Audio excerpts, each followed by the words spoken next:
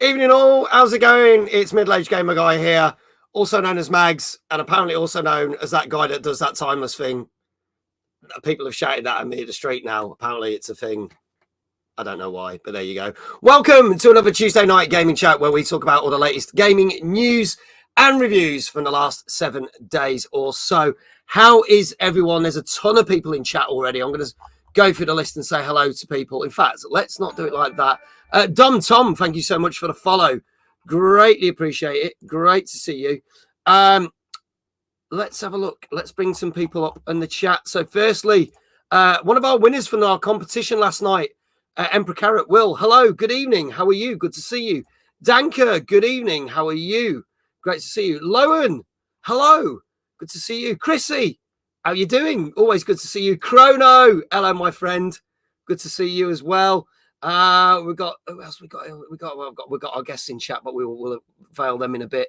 Who we got here? Who we got? Mystic Angel, hello. Thank you for that follow. Good to see you. Ginger Viking, let's go. Yes, let's do this. Gozzo, good evening. How are you doing, buddy? Always good to see you, my friend. God, loads of people in chat. What about Maggie, the timeless guy? Yeah, the Maggie. There you go. Ugh, is that a Dobby?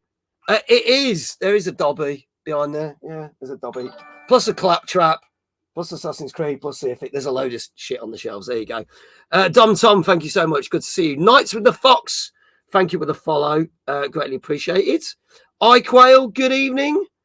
Good to see you. Basically our timeless quiz champion. He won DJ Slopes' quiz. Good to see you. Good to see you as well, mate. There you go. Mate, Danker, hopefully you got the job. You went for a job interview today, so fingers crossed for you. Hopefully that goes well. Flame, good evening. There you go. So there you go. There you go. Hello, everyone that's here. Greatly appreciate it. Welcome to the show. Tomo, hello, our kids. How's it going? Good. Just tired from work. I've seen the trailers of Sonic and Nintendo Direct. I haven't bothered watching the Nintendo Direct. Not going to lie. But did see the Sonic 3 trailer. Was suitably impressed. Not going to spoil it for anyone. So if you haven't seen it, go check it out. So there you go. Hello, Dave. He says, boo, Mag. Boo yourself. There you go. So let's do this. Obviously, I can't do this show with, I'm just basically the gob that makes things work. But we do have an expert, and he's been here for all the shows that we do. Please give it up for the co-host that knows the most. It's the one, it's the only, it's Mr. David Jones. Evening, mate. How you doing? I'm all right, mate. How are you? Not too bad, thank you. There you go. Look, it says, bring on the wonderful Dave. Do you remember the days when he was against you and now he's back in your corner? He's warmed to me over the years, hasn't he? He has, yeah. There you Just go. you doesn't like that much, I think. There you go. How have you been? What have you been up to? I have been pretty good, thank you, mate. It's been, busy with work and stuff like that. Enjoyed the long bank holiday weekend. That was definitely welcome. Nice. I managed to get a bit of a gaming in. Still been carrying on with Final Fantasy VII Rebirth, which I think I got playing last week. Just got through a couple more chapters on that one. Slowly progressing. It'll take me a while to finish. But enjoying it. Good game. Good. Then I got myself a copy of Company Heroes 3 on Xbox. So I quite fancy playing RTX. But I don't tend to play a game up here in my office these days because I work in here all day, work from home. So when I finish work, I don't really want to come back into at the end of the day. So the PC's downstairs, it's the TV. Not very easy to use a keyboard and mouse with it for RTS games. So I thought, I'll get Company Heroes 3 on the Xbox. Might get a cheap copy off eBay. And that works really well with a controller, actually. Sometimes they do it well. In this case, they have. It's a good RTS to play with a controller. Cracking control scheme. Been enjoying that. And then I just started Star Wars Outlaws. That's early access. So I started playing a bit of that yesterday. So I did that little trick on the Xbox where you can change its region to New Zealand. So 12 a.m. New Zealand time was like 1 in the afternoon yesterday. So you can start playing a bit earlier. Fine. Very handy if you ever want to start playing a game early. Did the same for Shadow of the Erd Tree as well. Yeah. Not that early, just change your Xbox region to New Zealand for a bit. There you go. If you ever buy an early access game and want to play it earlier, just change your time on your Xbox or your PlayStation. It'll sort it out. That's it. Put your region to New Zealand, they get it first. Now, just to clarify, we will talk a little bit about Star Wars Outlaws, but however, because it's technically not out for everybody else until Thursday, we won't be talking about it until next week's show. But our guests have been playing it, and I've been playing it since last week, so we will talk a little bit about it, but we'll do more of a feature on it next week. So there you go. Games I've been playing this week. So weirdly, I jumped back. I don't know what caused me to do it, but I jumped back into RoboCop Rogue City. Oh yeah. It was about 3 months after it came out. They brought out that new Game Plus mode, and I thought, I wonder what it's like to actually be like totally invincible in the game and just have all the skills. Mm-hmm. I'm enjoying it. I'm just kind of doing a level here and there. I'll probably play it over the course of a couple of months, but it's just great, just blowing this shit off and blowing people's limbs off, and so that's been fun. Obviously, I have been playing Star Wars Outlaws. Obviously, our guest last week on the show, Mahano, was like, "Oh, I got my copy." Stupidly, I didn't realise I had my copy sitting here since last week. It was sitting here, and I didn't realise until the next day that I'd actually got my copy. So I actually could have played it before last week's show. So it shows me how much of a twat I am for not realising. But there you go. So we'll talk about that in a minute. And the other game that we didn't get to talk about, because we talked about it when it came out in April on PC, and I got to play it at WASD, but then it came out on consoles while Timeless was on. So we obviously didn't do a talk show while Timeless was on, was Pepper Grinder. And it's brilliant. And I played that and finished it. It's only a little 4-hour game, but it's such fun. It's like a great platform game if you don't actually have to do platforms, because you drill everywhere. But there's bits where you jump in giant mech suits. There's bit where you're swinging around on cranes, and it never gets boring. Some of the boss battles can be a little bit more difficult, but Pepper Grind is brilliant, and it's another great game from Devolver. So loved it. Yes, there's a couple of people in chat said love that game, so it's absolutely brilliant. Oi, Jenny, how you doing? Good to see you. So yeah, definitely recommend it if you're going. It's only like 12 quid on consoles, and I think it's less than that on Steam for PC. So it came out on Xbox and PlayStation literally 2 weeks ago now. So do go check it out if you missed it first time around. I am tempted. At least with it only been 4 hours, you got a chance to get through it. It's a nice little break from all these massive open world games that everyone else shoves out. And it's actually got playability because of the fact that once you complete it, there's a lot of levels where you got to find these 5 coins, which you can then unlock more stuff. So some of the levels you might go back and try and find the secrets. And there's some games that I can never be bothered with that. But there's some games I'm very much like, yeah, I want to do that. And I've been dipping in and out. So there you go. But I'm not going to talk Star Wars just yet because I want to bring our guests in, because said guests literally been playing Star Wars just before the stream. They're doing their first Star Wars stream. So these lovely ladies, they come as a pair, you see, because they're engaged. They got engaged. I think was it earlier this year? If I've got that right, please. If I've got that wrong, please give me a slap wrist for that. But first met them, oh my life. We got chatting, funnily enough, I think on a Discord, and back in May. Phew, got that right, thank God. First met them chatting on a Discord, and then I invited them to Timeless last year. And they couldn't come for the full event, but they came along, got chatting with them, and then got to know them even better over the course of the year. And then we all went out New Year's Eve, which was great, with like Moonchild, and Dave was there, and there were Darth Blinky and a number of other people. Had a really good laugh with them. And then we got them to be at the event as content creators this year, and actually they got to enjoy the event. So please welcome, and like, I'm going to big them up now, because no pressure on Duchess whatsoever, but we wanted to hit Twitch partner, because I think she's like that close from hitting it. I honestly think she'll smash it. So please give it up for our guest tonight. It is the wonderful Duchess Weaves and Miss Ginger Ninja. Hello. How are you doing? Hi. I'm good. How are you? I'm awesome. It's so good to have you. First time on the show as well. I know you've been wanting to be on the show for, well, it probably feels like decades, really, doesn't it? But I'm so grateful that you're here. Since we started doing it, we were like, we're going to be on the show. We need to peck Mag's head.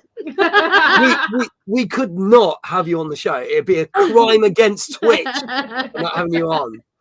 So for any of those that don't know who you are, tell the wonderful chat who you are. Tell us about the LSW community and the type of streams, and then we'll talk a little bit about Star Wars. Who are we? Who are we? Yeah. Who are we? You go first. I am Duchess, also known as Stace. I prefer Stace, to be fair. People call me Duchess when really they don't need to. I am not royalty. I have been streaming for just over 4 years. Me and Luce met through Twitching, didn't we? Yeah. Luce has been streaming a little bit longer than me, and it kind of just brought us together. We started our little community. I say little.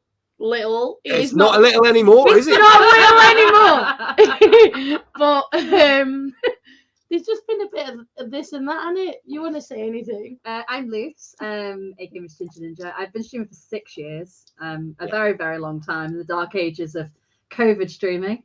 I did very well then. But I've been playing like games, mostly Nintendo, for 20 years. I think my first Pokemon game was like Pokemon Blue. So if you were old enough for that, but I started playing that to start off with, and then played a lot of sim games. So yeah, I've been streaming for a while.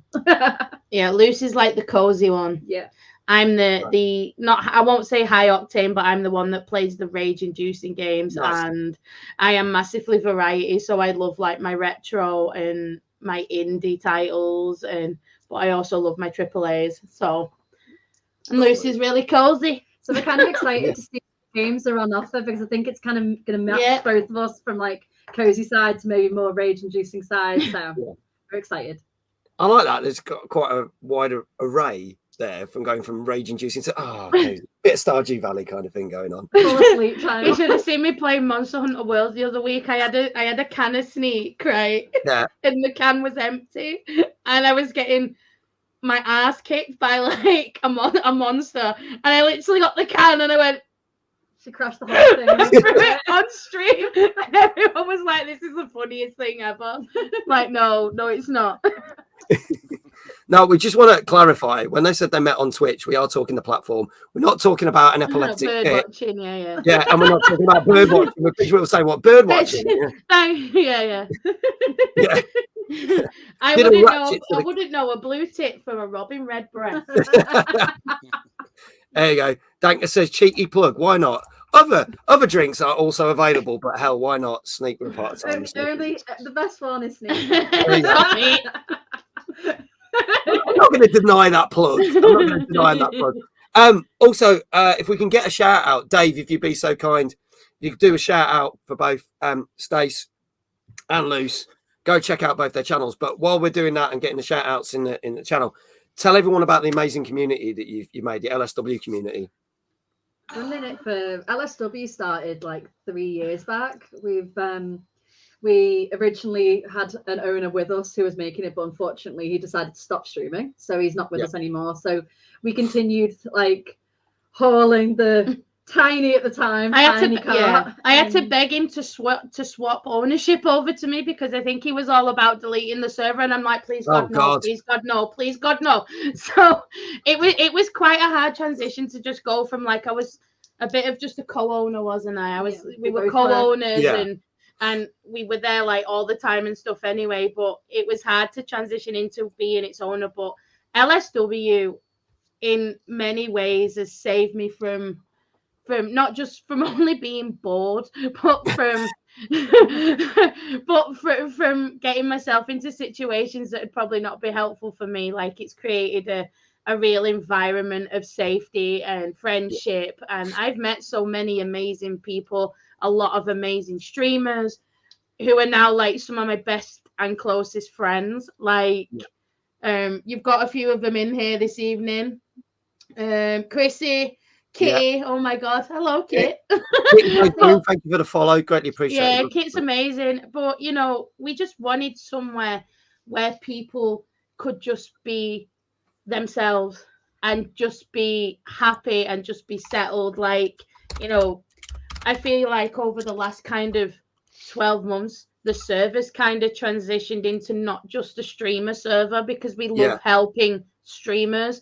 We love seeing the content. We love seeing what you're bringing, but we also know it's very much about your community what you're building, what you're bringing in, what, you know, what kind of audience you want to gain and things like that. And for us, it's been about getting people involved with each other.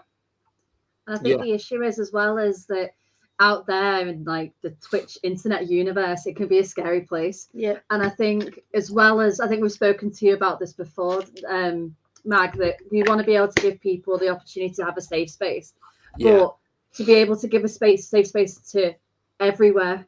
Like, it doesn't have to just be in one location. Like, we're so lucky that we were invited to content create at Timeless, because there were so many of LSW that came with us, and I think that never would have happened if we didn't have that place, a safe space that you were able to provide to give our LSW community a home that felt safe, that they could come and not be scared and not be like scared to be there. Like, they've been able to grow and meet new people, but also have the opportunity to meet us in a safe space. So thank you from me.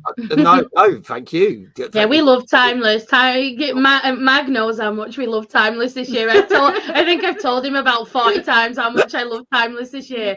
But like, you got a big up to Mag and the team at Timeless, because you absolutely did amazing. And thank you. You know, for us, meeting some of our friends for the first time in that environment was just really good. Like, it was really positive, and so that's what it is. Yeah, we love our little community. I'm still saying little. I'm still saying little. Humongous community. I call it my little LSW all the time, and Lucy's like, "You do know it's not little anymore," and I'm just like, "Stop." 1K people, and it's still our time. Yeah, it's still our baby. It's still our little LSW. But there we go. Thank you. There you go. Mag, absolutely. Yeah, bless you. Thank you for that. Kel, legend. Rennie, how you doing, buddy? Lauren says it was good times. I can concur. Timeless was fucking awesome. There you go. There you go. 1K plus members now in LSW. So there you go. And we came from absolutely nothing. We came from like 5. That's amazing. You know what I mean? We came from 5, and you know, some people don't talk as much as others, but to me, you're still valued all the same. It doesn't matter. You be there as long as you want to be there. There you go. Well, LSW is for anyone. It's not just for, like, we've tried it to be as inclusive as possible, and it doesn't matter if you've come from a tiny weenie stream. It doesn't matter if you're partner. It doesn't matter if you're in the LGBTQ community. We want everyone to feel like they've got a home and they can be who they want to be, and that's what we always try to strive for. And I think it's having a safe space to start off with is good, because from my experience, I started on my own. I didn't have a community. Yeah. And I want to be able to give people, on my side, I want to be able to give people an easy way to meet people that's safe, that's not scary. Because when I started, I can tell you, it was terrifying. I was sat there for 18 hours a day trying to get like 3 people to come in and talk to me. So I want people to not feel that way. So for me, that's why I still try to do it as much as possible, to be able to do that for people. Yeah, I think you should be very, very proud of yourselves and what you've made, like, in this space of time. And don't know if and there's comments in the chat now, people literally saying, like, I mean, I hope she doesn't mind me. Where's Kitty's? Where's he gone? Where's he gone? Chris is a little sauce. There you go. I went through a bad patch this year, and these 2 have kept me going. Like, stuff like that. It's amazing to hear. But yeah, Chris is a little sea. Bless her, Chris. There you go. Most definitely amazing community ever. There you go. But yeah, it's just so good to say. I'm glad we managed to help bring everyone together. Crabmaster Faz, thank you for the follow. Our kid. Our kid. There you go. Mancunian. Everybody that's from Manchester gets called our kid. Off me. Hey, look, do you think Tomo's being sarcastic? Never heard of LSW, but I hear great things. That's amazing. That's amazing. Tom, thank you for the follow earlier as well. It says, just joined the group today from Streamer Rising Phoenix, and the more I about LSW, the more I love it. Such pleasure in accepting people. God bless you all. Tom, thank you. Welcome in. These 2 are so stubborn in the best way for me. Keep pushing me so much. Grandmaster versus Chris is a legend. I'm glad I made such lovely friends in Stace and Luce. Won't wish for better. See, this is amazing. Gilfly, good evening, buddy. Good to see you. Hey, Gil. Good to see you, mate. There you go. So nice Now, we have been you. dropping both Stace and Lucy's links in the chat. Dave, thank you so much for doing this. I say it like this. On the subject of following people, I often follow Dave down the street. Okay. There you go. Box, hello. Thank you for the follow earlier. Still here, but I've called in for a work meeting. No worries, you can lurk. It's absolutely fine. We don't mind. So go follow these wonderful people. The links are there, and I'll bring them up on stream. There are their Twitch channels. Go check them out. We will be dropping links throughout the evening. So go do it. Go check them out. And if you're not, these wonderful ladies are just amazing. We've even pinned it to the top of our chat. So you've got no excuse not to follow. Thank you for doing that, Dave. So Thank you, Dave. let's very quickly talk Star Wars Outlaws. I know we're going to talk about it next week on the show, mainly because we try. It's funny because obviously some people have got it early access. Some people like yourselves and myself got it because of stuff we do for Ubisoft, etc. But obviously for most people, it's going to come out Thursday. So we're going to try and we'll give it a full attention next week. But first impressions, because you've just done an amazing stream of it, literally today. Give your honest opinions, and you won't get scolded by Ubisoft because they'll look at the ban's been lifted, so you're all right. You can say what you think now.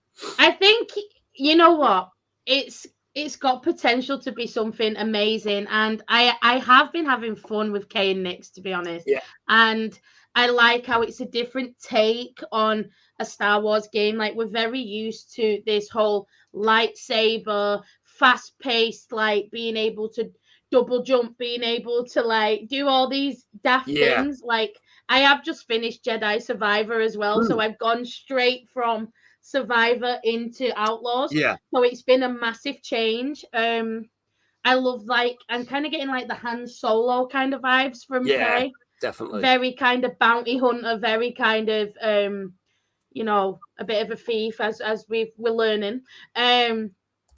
I do think it's a really good game, and Ubisoft, if anything, Ubisoft know how to do open world. Yeah. And it's one of the first ever open world Star Wars games. So, I mean, there's patches and things that I've not got on with, like but that's just general. I think the same kind of problems that everybody will have. I don't think it's a rubbish game. I don't think it's a bad game. I think there might be a patch on day one when it comes out on Thursday. I think because there's things that like I couldn't make Nix do today, and I was like, why is this not happening? I'm pressing this button and this is not happening. Why is it not happening? Yeah. And it's just little things like that. But overall, I'm having fun with it. I like how the pacing is going with it. I like where the story's going. The fact you get like a vehicle really early on is really good too. So I'm having fun with it. Yeah, I think Nix is absolutely adorable. Nix is actually adorable, and I'm gutted. So gutted I didn't get to go to like Gamescom and get a Nix plush. I know. I looked on eBay. I looked on eBay and somebody is selling one from Gamescom for like £120. I was like, and I was like, but I'm enjoying it. I think it's got a really good story. Yeah. I think the fact that you've got to use, like, it's different. We were talking about the difference between Nix and BD1. Yes. Nix is very much, you need to use him to kind of complete bits and pieces. It's like paramount. When BD1, but BD1 is beautiful and I love him, but he's not necessarily essential when Nix is. I would agree with that. I love BD1. You can quite progress quite easily without using BD1 in certain areas. Yeah. But it feels there's certain things where you really do need, and it's the fact that it's not just a cute character. The way they've done that, I think they've added to it. But I definitely agree. I have had the game totally crash on me once. Right. I have generally for me that was the only bad thing I've had. Everything else has been pretty good. It's been pretty smooth. I think a lot of people are describing it as it's the Star Wars version equivalent of Red Dead Redemption. Yeah, it is very much open world, but obviously a big thing that me and Dave don't like about Ubisoft games generally, because even though we like Ubisoft games, is here's an open world map. Bang, there's 1,000 icons, go clear the bloody map. Yeah. And this doesn't do that because depending on the choices you make, depends what pops up on the map. So you kind of go, well, I can do this at my own pace and decide what routes and what factions I want to do. And it can have different consequences depending on the route you do. Rather than going, here's a mission, here's a mission, here's a mission. You could end up doing one playthrough and do one lot of stuff, and you could probably do another playthrough.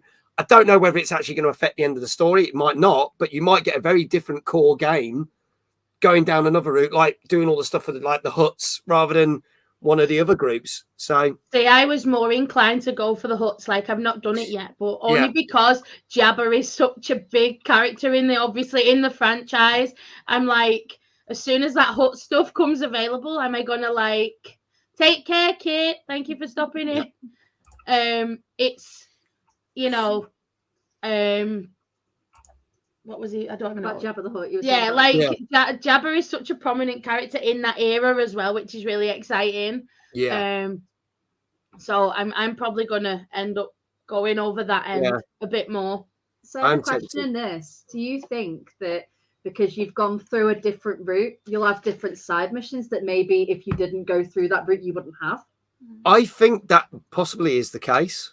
Because I think just get locked off if you go with a faction. You can't go into certain areas. For, one, if you've really pissed them off and you've got poor reputation with them.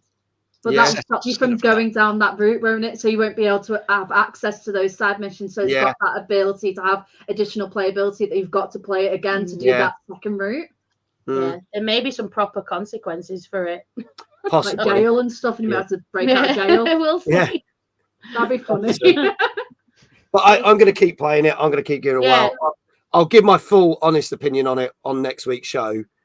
But generally, consensus is it's pretty damn good. There's a few bugs in there, but we've not even had a day one patch yet. So it'll be fine. I'm sure it'll be fine.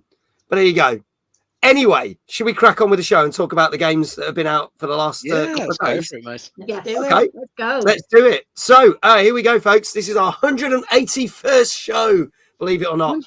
We've got 6 new games this week, including Dustborn, Tactical Breach Wizard, and Concord. Look at the enthusiasm. Yeah, we'll get to Concord in a minute. So we'll crack on with our first game of the night. This came out last Tuesday. We didn't get to mention it on last week's show because the reviews hadn't come out. This is out on PS4, 5, Xbox Series X, S1, and on PC. And this is a bit of an interesting one because this is kind of a musical game, but with action. And this is called Dustborn. Let's have a look at the trailer. Let us know what you think in the chat. No, we actually, Dom, I can tell you we talked about Wukong on last week's show. And I can tell you that Wukong got an 8 out of 10 on this show last week. So we've already covered Wukong, but it got, I think, was it our highest scoring game of last week? It was one of the highest scoring games of last week. So yeah, Wukong was on last week's show. But here we go with our first game of the night. This is called Dustborn. Let's have a look at this. All right, here we go. We chase the ghosts in the mean machine. We are the ghosts of this machine. Bouncing back along a severed line, chasing echoes of an older rhyme. This town's in a ghost town state. There are ghosts out walking late. Holy motherfucking shit, dude! For the demon inside of you, sending shadows of a darker view. Got it. We're all close between time and reason, tracking echoes from another season. This town's in a ghost town. We need to stick together. We need to be a crew. We're on the run from people with space guns built into their fucking arms. This town's in a ghost town state. There are ghosts out walking late. You want one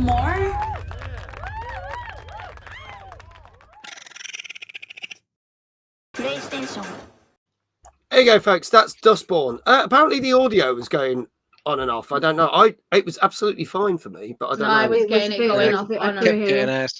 Oh, that's so weird. I don't know if that was the video or what, but it was playing absolutely fine. So my apologies, but hopefully you get the idea. Maybe it was all the dust getting in the band's equipment, and that's why. Must be, mate. Yeah, there you go. So, Dave, tell us a little bit more about this one.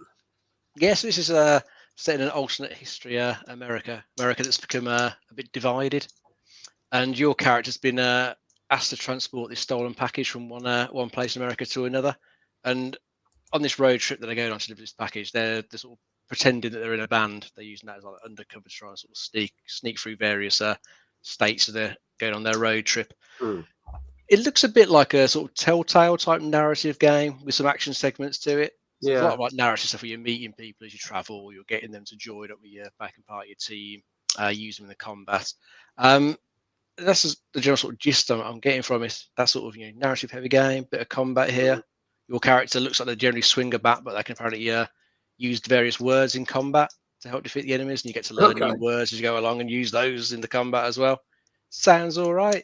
So it just looks like a sort of Telltale type game to me. Yeah. Chrono Pixel thinks this might be another game that's dead on arrival. So we'll have to see. Really? I don't know. What are your thoughts of seeing that, both of you? See, I think for me, it looks a lot like Hi-Fi Rush. With the whole music kind of implementation. I was going to say kind of like, what's the one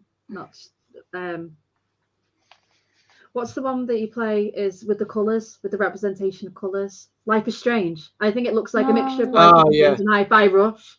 It's like those two games combined. Is it No Straight Roads or something? No Straight Roads, sorry. No Straight Roads and Hi-Fi Rush. It's kind of got that colour sort of sound element that you've got to react to like specific sounds. I think it looks pretty cool. Yeah. Dan says, I don't think so, to be fair. Not everyone's cup of tea, this game. I struggled with Hi-Fi Rush as well, and I love music games. Like I'm a Riven. That thing, I'm going to go back to Outlaws, there's a little thing in Outlaws that goes off rhythm. Right. Oh, like with the locks. Yeah. And I think that's an amazing implementation because it's helping you use that muscle memory. Yeah. So, and being a bit of a musician myself and stuff, like I've been playing music games. Like I love it. I love music stuff. But I keep getting that bit wrong in Outlaws. Play it. I think I'd have a go. I'd have a go at that. Okay. I don't mind the look of it. I think it looks all right. I've been hearing some hype about it for a while. But it seems to have come out, and it's just not really had much of a fan. I mean, lots of swearing. I'm very much a potty mouth. So well, I like when it went like fucking hell, there's that monster. I thought, yeah, this is a game for me. I was pretty much. Now, if anyone's not seen the show before, we technically don't review the games. What I do is scour the internet and basically go through all different websites and basically get an average score.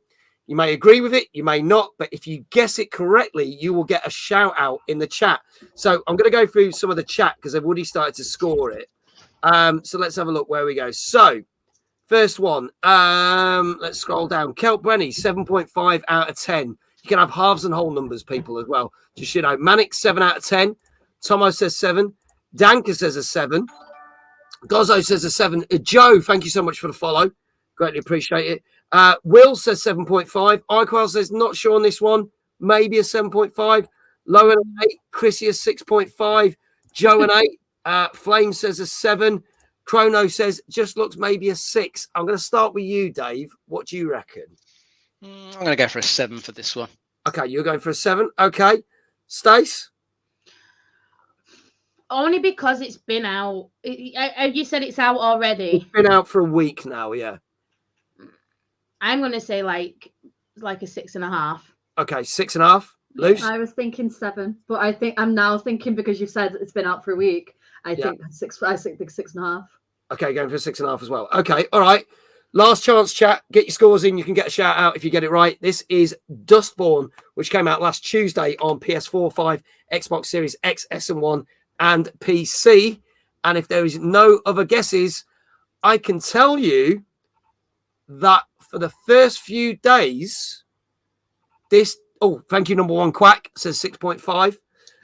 This did have a 6.5 for the first couple of days, but it actually went up in the last couple of days, and it got an average of... Oh, good. So it's actually averaging better. So there you go.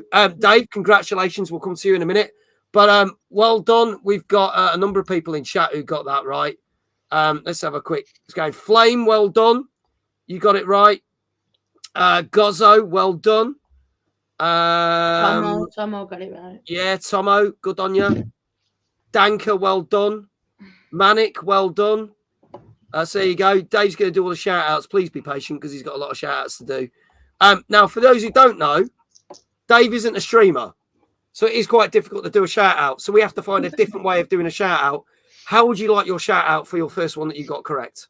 Let's start with a bit of spinning, mate. Bit of spinning. All right. I'm going to limber up. Now, notice I'm not in the GTO Mega Chair because it doesn't spin. So I have to use this chair for this show and the GTO Mega Chair for everything else.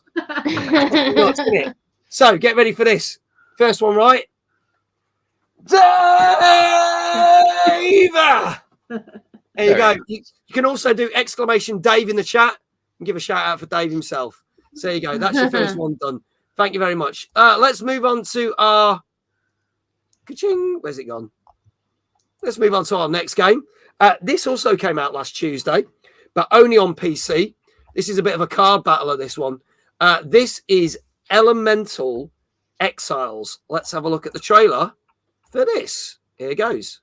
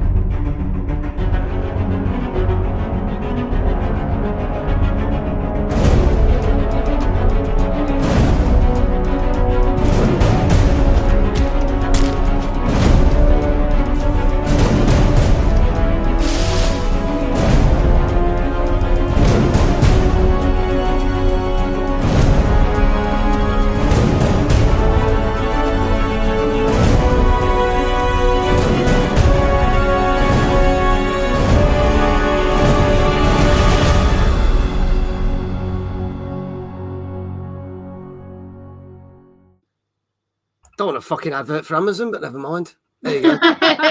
There you go. Apparently, it's a bit. The sound's a bit so-so. It says the audio on the playback is bad, mate. I have no idea why that is. It's all being run off the cloud. So let's just blame the fucking internet. So fuck you, internet, for fucking up my videos. It's always easy to blame the internet. Blame the internet. There you go. But yeah, the videos are actually streaming off a thing. It's not hardline videos. So no idea. Maybe it's just one of those nights. There you go. So, yeah, Dave, tell us a bit about this. As it said in the trailer, it's another roguelike deck builder. Yeah. Can't say it looks that great graphics-wise. Looks a bit sort of basic. I sort of think mobile game, really, the sort of style it's gone for. Yeah. Not really outstanding graphics there at all. This is one of those games where you pick, a starting character. You've got 4 starting characters you can pick from. There's a world map to explore. Various enemies you'll encounter along the way, and you'll be using the cards that you've collected in your deck to try and defeat them. The cards are going to have particular abilities on them. They've also got particular like uses. You might have a card that if you play this first, it will do such an action, or another card. So if you use this after another particular one, you'll get an extra bonus from it. So you've got to play a bit tactically with your cards. Make sure you collect the right ones, bring the right ones into the battles. But then as you're carrying on exploring this world map, you might find some other characters who you can then unlock to then use another playthrough. So I think you can get about 12 all in. They've all got their own unique story that you can play through. But it depends if you like these sorts of games. I don't really like them. They don't interest me, so I'm not going to play it. Yeah, I've got a bit of love-hate relationship. I think if they're done well, I like them. But there's so many of these kind of games. There's some that do pass me by, but there are some that I have liked. I mean, hello, Simon, how you doing? Simon's been quite looking forward to this for quite some time now. But then some people are looking at it going, well, it looks a bit like a mobile game. So not much. So it's getting very mixed opinions. Ladies, your thoughts on this? It kind of reminds me of like Hearthstone meets Raid Shadow Legends. Yeah. And I feel like it's hard to describe. I think to the niche, there'll be a niche that really love it. But I think to people who are used to like bigger style gameplay, that they might find it a bit too much, as you said, like a mobile game. Yeah. But it just reminds me of like Raid Shadow Legends meets Hearthstone. So if you're a fan of Raid Shadow Legends and Hearthstone, you might actually like it, or you like those styles of games. So there is a niche, but it's not something I'd personally play. Mm. I think any kind of TCG game that comes to console, PC, I struggle with because I'm very much I love a TCG game. I used to play Pokemon like avidly, massively. I was massively into Pokemon.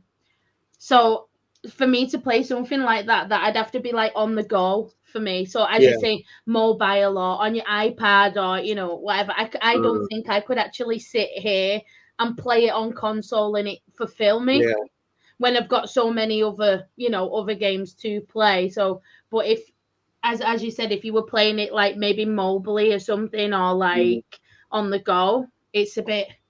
So that's the thing at the moment. This is only out on PC, so you literally have to put it on your PC, or maybe if you've got a Steam Deck, that's on the go. Yeah, see, that's a bit more mobile, isn't it? But I think if it was on Nintendo, like on your Switch, or equally if it was on Switch or a Steam Deck, as you said, maybe it might have a bit more of a comparison. But for PC, I just think it's not as active as it could be. Yeah.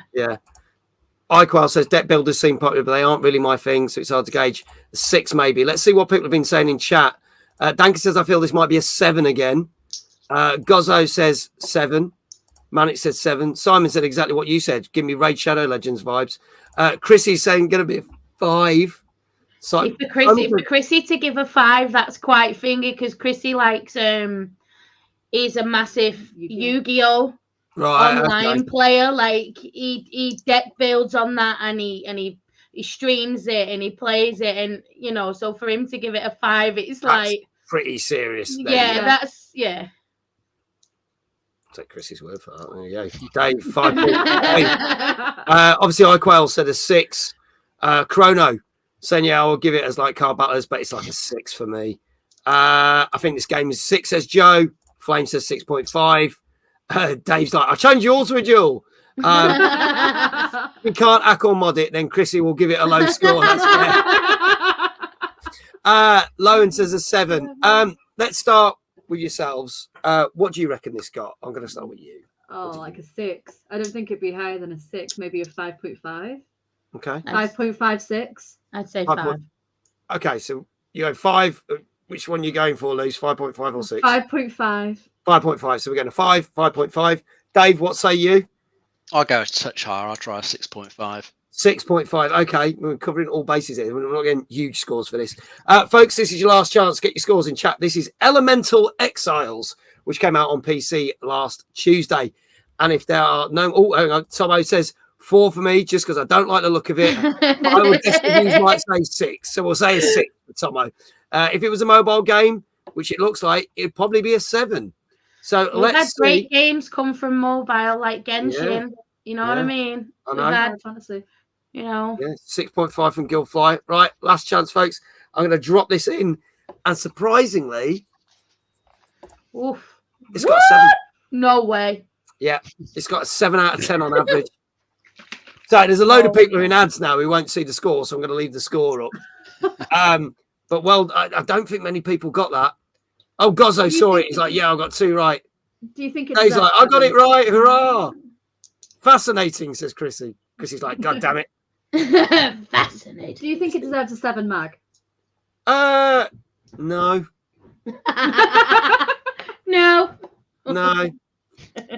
I mean, Dave just said I cheated. I didn't actually say 7. But there you go. Yeah, he got a 7.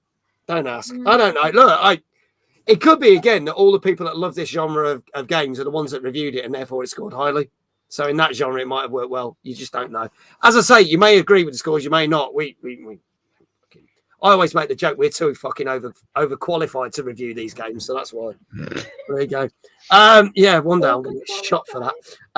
Danka said 7's about right, but there you go. Yeah, anyone who said 7, congratulations, you got it right. Let's move on to some news. Well done, everyone. and let's have a look at some news stories. Now, this is an interesting one. Talking of Chrissy and modding things, here's a story about a mod which was this close to coming out and then got snapped away because a banhammer landed on a brand new mod for the PC version of Call of Duty Modern Warfare 2, the 2009 version. This was going to be a mod that a lot of people were looking forward to and the community was looking forward to. However, Activision, this is called the H2M mod, by the way. Yes, Simon, the H2M mod. Activision found out about it and literally put a cease and desist order on it and said, if you basically launch this, not only we will take you to court and sue your fucking ass, we are going to basically shut you down. Now, the modder themselves obviously had no choice but to shut it down. They went on YouTube on record basically saying, I don't know why they are so scared of a mod for a 2009 game. Maybe, and this was their opinion only, and we have to state this was their opinion only. Maybe they're scared that Black Ops 6 is not going to do well and it's going to take attention away from Black Ops 6 because maybe my mod is going to do better than Black Ops 6 might do. But these are only assumptions because we don't know how Black Ops 6 is going to do because we're still a couple of months away from it yet. But it was literally cancelled hours before it was going to go live. Now, funnily enough, IGN put a poll out there and a lot of people took to the internet and saying, why are Activision being like this? Why can't we have this mod? It's crazy because how is it going to affect your game that is nearly like 13, 14 years newer than this game that they're doing the mod for? And IGN did a poll and people said, do you honestly think this mod is going to cause any issues for Black Ops 6? And 90% of people said no, it's going to make no difference. So Activision, why are you so fucking scared? What the fuck are you playing at? Dave, I'll start with you. Your opinions on this? Should they put a fucking cease and desist on this? I think it's crazy. I always just like when you get the big publishers like knock down some mods that you really can't see would have a negative, impact. I think that from what I read about this one, the mod team had set it so that you did need to own one of the actual title before you could even play this mod. So it's not like you were getting something for free or pirated it. You had to own the original game before you could even play it. But it's probably one of those stupid things, The publisher's that big, they'll probably just look at anything that's coming out that they think might get in the way of something to do with the game. They just ban it without really looking at it to see what it is. Because I know we just go and blame Activision. They're probably just paying some of the law firm to just go out and just look for anything remotely that says Call of Duty in the title. And just send a cease and desist to with no real thought behind it. Which is a bit odd. Stace, Luce, your thoughts on this? You think this is a bit crazy? Yeah, I'm not a big Call of Duty fan, but why would you stop something that could potentially bring in maybe an older group of players? Or a new player base? Or it could even create, a new player base and stuff. I've not played much Call of Duty because I suck at it. Yes, I know. You know what I mean? Every time I've tried to play it, as soon as I spawn in, if there's a story mode, I'm good. But if no multiplayer, I'm absolutely shocking. But I don't understand why you would go to these lengths when it could potentially help them in the long run. Okay, they'd have to if the mod went through, what would they have to? They would have to pay the developer for that mod or whatever, or they'd have to give them a cut or whatever. I don't know, but surely that would help them in the long run. Maybe they just want it to stay dead. You don't know. They kind of want people focusing on, as you said, the next Black Ops game that's coming out. So I don't know. I think it's a bit ridiculous, though, that they would actually see somebody. Yeah, it's funny how you've got different attitudes from different companies because obviously we've just had the Fallout London mod. Yeah. Now, obviously, Bethesda have not really backed it in any way, but they've allowed that to happen, and it's out, and it's got reviews, and it's out there, and they're just letting it happen. But then, Activision have just gone, nope. I just find it a bit weird. If the concern was Black Ops 6, why didn't Activision push to get the mod pushed back to January instead of killing it completely? Good question. It did the point the sales were all going to Activision by Steam, I heard, because people didn't play for 2 hours, they demanded a refund.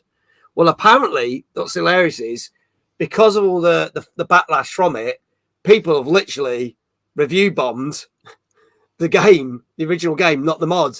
So basically, now Activision look even worse on Steam with the game. They've just review bombed it and gone, yeah. So like, no, back this mod.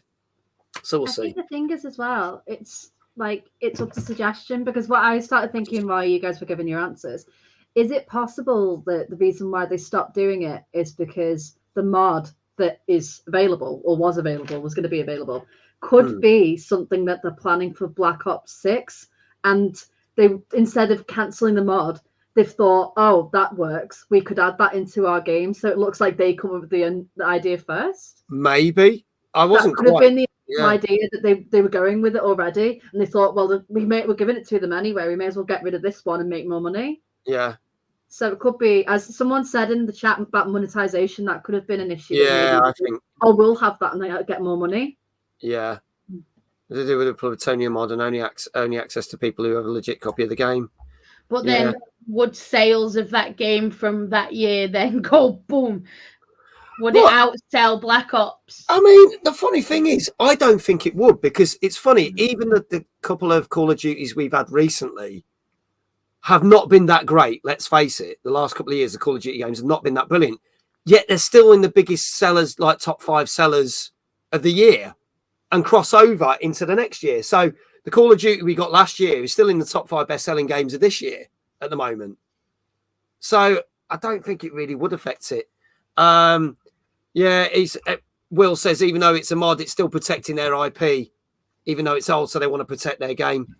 But yeah, look, Nintendo would never let you mod anything. But we'll see. Well, if we find out any more, we'll let you know. If we have any more news on Black Ops 6, we'll tell you on this show.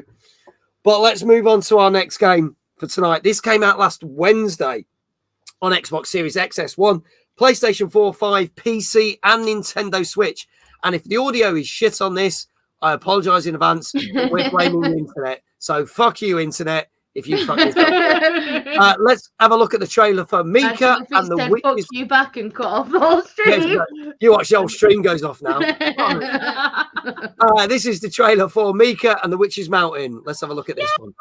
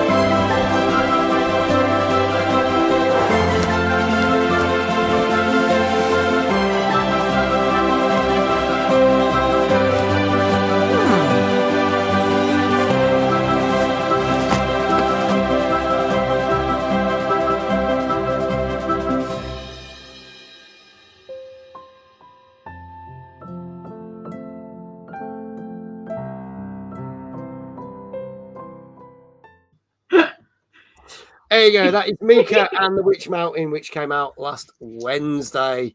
Hello, Adam. How you doing? Good to see you. How's it going? Yeah. Yes, Mika, love it. Now, people already love it. I'm going to start putting scores. Dave said a 7.5. Gozzo, 6.5. Danker says 6.5 because it reminds me of Superman 64. Jesus. Will says 9. Simon, 9. Tomo, 8. Lowen, 8. Manic, 7. 10 out of 10 from Chrono. There you go. What the game. It's amazing. What a game. But there you go. Dave, tell us a bit more about this. It looks like you're flying around on a broom like a postal service by the looks of it. Yeah. Your character's a young witch in training. Looks like at the start of the game she gets dropped off by her mother to learn from a proper witch, and the witch kind of like kicks off the top of a mountain. She ends up in the village down below and has to start delivering parcels for all the residents in this sort of little open world island setting that you can fly around. It looks pretty cute. Graphic wise, it quite reminds me a bit of Legend of Zelda Wind Waker. It's got that's some sort of bright, cheery graphical style to it. It looks really nice. And the little cartoon cutscenes remind me of some of the Studio Ghibli films. Yes. Got that sort of gameplay wise, it looks pretty decent. It is pretty simple. You are just collecting packages, fly around the island. A little bit of puzzling trying to work out how to get to the destination using little wind tunnels to either go faster or raise yourself higher. But just got to deliver the parcels to people. I think there's a few little side quests you can do. There's a cute dog you can pet. Yeah. And the other thing to point out, this is an early access title at the moment. So I think whilst the main quest part is apparently complete, there's still other stuff to go in there, like additional side quests and other little mini games and stuff like that. But it looks like a cute little game. I think it's only about 4-ish hours to play through. So very nice little diversion if you've been playing some bigger, longer games. Drop into this and have a bit of fun with it. Okay, all right, ladies, what do you reckon to this one? I can't wait for this game. I've been following this game since it was on as a Kickstarter. Anybody, I'm gonna plug it. If anybody uses Keymailer, they are giving away copies of this game. I saw that. Yeah. Yes, I already have access to it. So I was really excited when I saw the list that this one was on it for tonight, because it's like, for me, it's very. I am a massive and Lucy's a massive anime fans. Yeah. We love our Studio Ghibli. It reminds us very much of Kiki's Delivery Service, which is that's a specific Ghibli film that is basically that game. Right. The animation is very Ghibli. So we've been following it for a long time. So for us to actually see it be out, I'm like, oh my god! I saw it on Keymailer and was like. But I and it's not something I would stream because it doesn't fit my what I do. But for Luce, it would. She would probably absolutely love it. I honestly can say, since I've been watching from when it was on the Kickstarter, I nearly pre-ordered it from Kickstarter because they did a tiny, weeny little figure, a tiny figure. But I was like, I really wanted it, but I didn't end up getting it. So for me, since that came out, I was like, that's going to be a game title for me because it's cozy, it's cute. And it kind of reminds me of... Studio Ghibli is awesome. It kind of reminds me of Kiki's Delivery Service, but also reminds me of Lake. I don't know if anyone's ever played Lake. I remember Lake. But, Lake came out on PC originally, and you're a delivery driver in a delivery car, and you just go around the island. It's completely open world, and you just deliver parcels. Yeah. So it kind of reminds me of a Wind Waker Lake kind of combination. Yeah. With Studio Ghibli vibes on top. So for me, it's very much a play title. I'm so excited.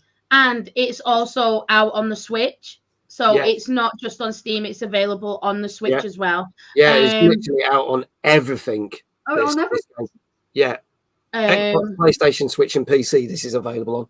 Nice. But there was another one as well that we watched called Europa. I don't know if you know anything about that one. Yeah, I know about that. That was it's a kind of a similar game, but I think Europa just amps it up a little bit graphically and whatever. But we've been very excited for Mika, haven't we? But from what Dave was saying about it's being quite simplistic, I don't think that's necessarily a negative thing, because I think some games build better being in that simplistic setting, because they can kind of be something that you can cozy vibe to. They can put up and put down and pick up whenever you want, and you can go back into it and it's got that cozy vibe. More than likely it's going to have really nice music attachment to it, that it's going to be like you're going to be flying around, and it's kind of cute, and it's got that playability as well, because you can go back to it. But yeah, you can tell by the fact I'm very excited, but it's going to be something I'm definitely going to be playing. Yeah, Chrissy says defo a good chill game by the looks of it. I'm saying 8.5. Okay, 8.5. 8.5 as well. Dave, I'm going to go for a 7. Going for a 7. Any other scores, chat? Chrono's gone for a 10. Arquile went for a 6. 1 out of 10. Oh, Dave's not happy. Dave's not happy. He says, "Oh, not really." He's joking. Go on, Dave. Tell us what you reckon. Tomo says an 8. Lowen says a 9. Last chance to get your shout in. Just realised that Johnny. Yeah, Johnny's not here this week, so he's not scoring everything really low. Simon says a 9. Chrissy an 8. Last chance. This is Mika and the Witch Mountain. This is out last Wednesday. On early access, but it's Xbox Series X, S1, PS4, 5, Switch, and PC, so you can literally play it on everything. Killfly says, "Put that bucket back over your head, Dave." There you go. Flame says an 8. Now, let's have a look what this got on average. And actually, I think some people are not going to be happy with this. What? So this is our lowest scoring game of the night so far. Now, it could be that because it's in early access. I know. This is like, no! So I'm going to state this. Sometimes we do review early access games, and sometimes the score comes in, and when the main game comes out, we review it again. It does better. Yes. Or it comes, it's bullshit in it. I like that. Yes. See, Danker's back on fire. Danker got it right. 3 for 3.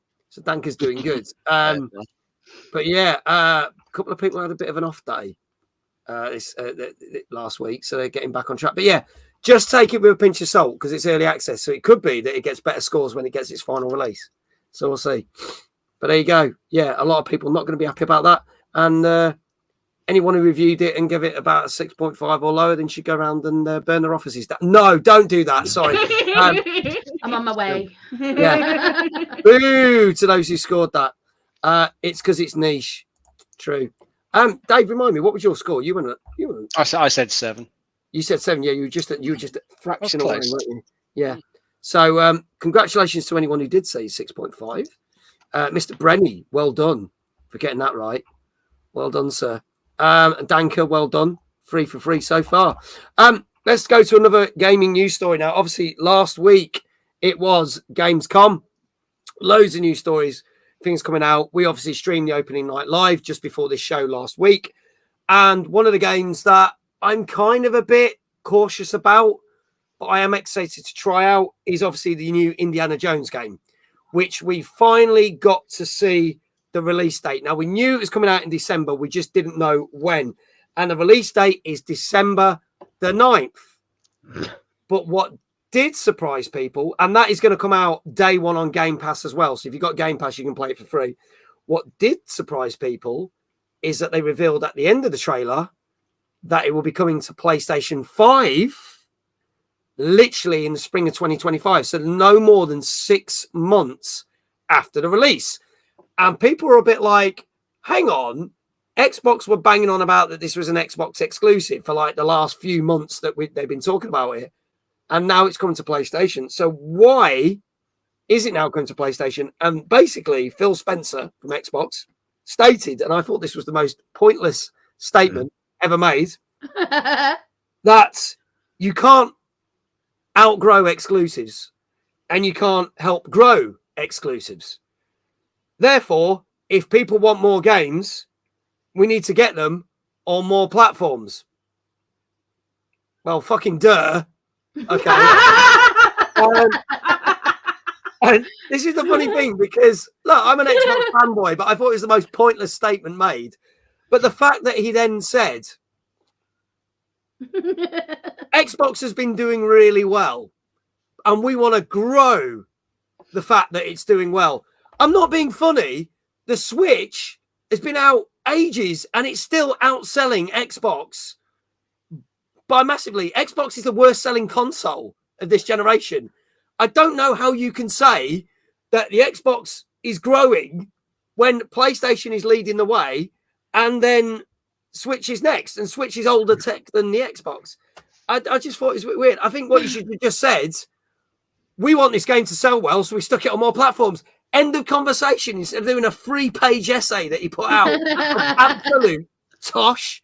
Dave, I'll start with you on this.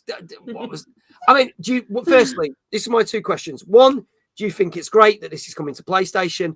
And then 2, do you think that statement was a load of old shite? Well, most of those statements are a bit rubbish, aren't they? It's all marketing bullshit, just trying to appease various people. It's nice that people are going to get to play like Indiana Jones. It's a much bigger install base on the PlayStation than there is on the Xbox, so they'll make a shitload more money from doing that. Which they're probably getting told from like higher up in Microsoft to put more stuff out on the platforms to make more money, because they dropped nearly 70 billion, didn't they, buying Activision? They got to make that money back. Xbox don't just get that for free. The Microsoft higher ups will want it back. So I reckon that probably everything will end up going across the PlayStation, and maybe stuff on Switch too as well, whatever that gets called. They'll probably put stuff on there as well, because I don't know. The way, if they are going to go that route and they're going to have nothing exclusive to the console, you kind of can't really see the point of them doing hardware anymore, because the only point about an Xbox would be just to have the Game Pass side of it, so you get the stuff day one on a Game Pass Ultimate. But apart from that, why else would you buy an Xbox? Everything comes out on PC already. The Xbox is trying to push itself as a bit of a pointless piece of hardware, unfortunately. Even though I like it and I use it more than the PlayStation, I think it's still starting to look a bit obsolete. I mean, the only upside I'd say is, obviously, if it's coming on Xbox, if you've got Game Pass, it is out day one Game Pass, so you're not going to have to pay for it. Whereas PlayStation 5, that's not going to be on PS Plus, let's face it. They're not going to allow that. Well, no, it won't work that way. You'll have to buy it full price on PlayStation. But that will then be the only thing that's really going for Xbox, the Game Pass Ultimate side of it. Do you know what? It's funny. The EGX wheels have been turning. I'm going to say EGX announced the first decent thing they've announced in months. They've announced that you will be able to play Assassin's Creed Shadows at EGX. And I was like, nice. But that is the only fucking game they've announced for the whole show. So I was kind of like, that's cool. That's all they've got. If that's all they've got, fuck me, that's going to be a Assassin's Creed shit event. But there we go. But now, are you PlayStation or Xbox? You two, which? I have everything. We have everything. Cool. Okay. But I am a PlayStation girl. But this reminds me of I originally bought I am a massive Tomb Raider fan. Yeah. And way back when they released Rise of the Tomb Raider, that was an Xbox One timed exclusive for a year, I think. Something like that. I was that fucking idiot that went and bought an Xbox One just so I could play this game. I have already got Indiana Jones pre-installed on my Xbox. Right, okay. So, because I love Game Pass. I think what Xbox offer with Game Pass far surpasses PS Plus. I love PlayStation. I am a PlayStation fangirl. I love my PlayStation. But I've been playing AAA titles that have just dropped on Game Pass. So what is it? What's it called? The Siege of Dawn. Flintlock. Siege of Dawn. Flintlock. I've been playing that. I've been playing. I'm trying to think what the games you played on Xbox recently. It's. I think the console war needs to come to an end, and I feel like there's been. I think they're trying to make it happen somehow. I do think Game Pass is better than PS Plus. But as for the comment, I just think what fucking planet was that guy on? What planet? Where were you? I think I don't know who it was. I think it was Man for Attack pointed it out perfectly. I'm going to say about how about the statement first. I think what Man said was the perfect statement for that conversation. Why say that you're a millionaire? Yeah. All this money when actually you're getting paid £10 an hour to be a cleaner for that company when you're saying you're the highest. Yeah. It was a bit of a silly statement. I think they need to keep Xbox to Xbox, invite PlayStation to PlayStation, and Switch to Switch, because people are gonna. That's how they're gonna make money.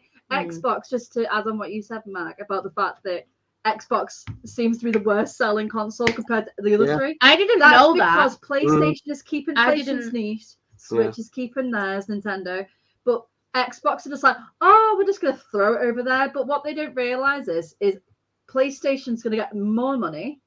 Yeah. Because they'll sell the game at £70. They're probably only giving Xbox like 10% of like that revenue. I just think they've been a bit silly by doing that. When maybe that's why they've been like their Game Pass is so good.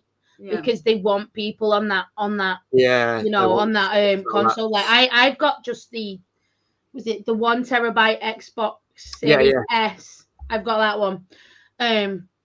Feels like a fucking radiator after 10 minutes of playing on it for some reason. Mm-hmm. But I literally bought it just to have Game Pass on it. Because I've saved quite a lot of money. Oh God, same here. Like having an Xbox. I mean, when Sea of Thieves came onto PlayStation, I made that purchase because I was like, yes, I get to play my favorite game on my preferred console. But I felt a bit cheated because it merged the character. Oh, okay. So I'd literally paid something like 30 quid just to unlock the game on PlayStation when I already had it on Xbox. Right, yeah. So I don't know, but I don't know. I like my Xbox, just not as much as my PlayStation. Yeah, it's one of them. I gravitate more to the Xbox than my PlayStation, but you've got Game Pass on PC as well. Yeah, but then I hardly use that, even though I've got a gaming PC, which is nuts. But I think there's just too much choice. But there you go. It's just But anyway. Indiana Jones. I love Indy. Indy's one of my favourites. 9th of December. I can't believe we pre-installed it for 9th of December. I know, it's nuts, isn't it? You can do it. What am I doing? I mean, it'd be even hilarious. You can pre-install it for PS5 for sometime in the spring, which is sometime April or May. We don't know, but we'll see. There you go. Right, folks. Obviously, literally, I can't believe it was 2 weeks ago tomorrow that Timeless happened. And the greatest gaming event of the summer has been and gone, but we have got one of the best gaming events coming up in autumn. One of the best nightlife gaming events you can ever go check out. And we've got a very special announcement for you. Check this out. If you don't know what this is Format, and Format is coming to Liverpool. Check out this trailer.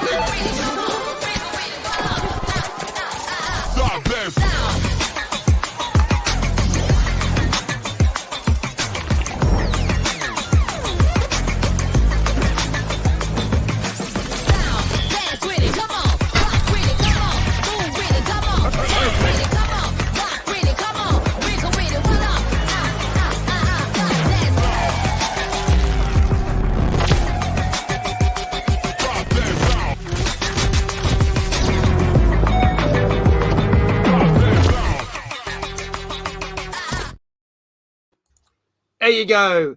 Hey, Lisa. Good evening. How you doing? Good to see you.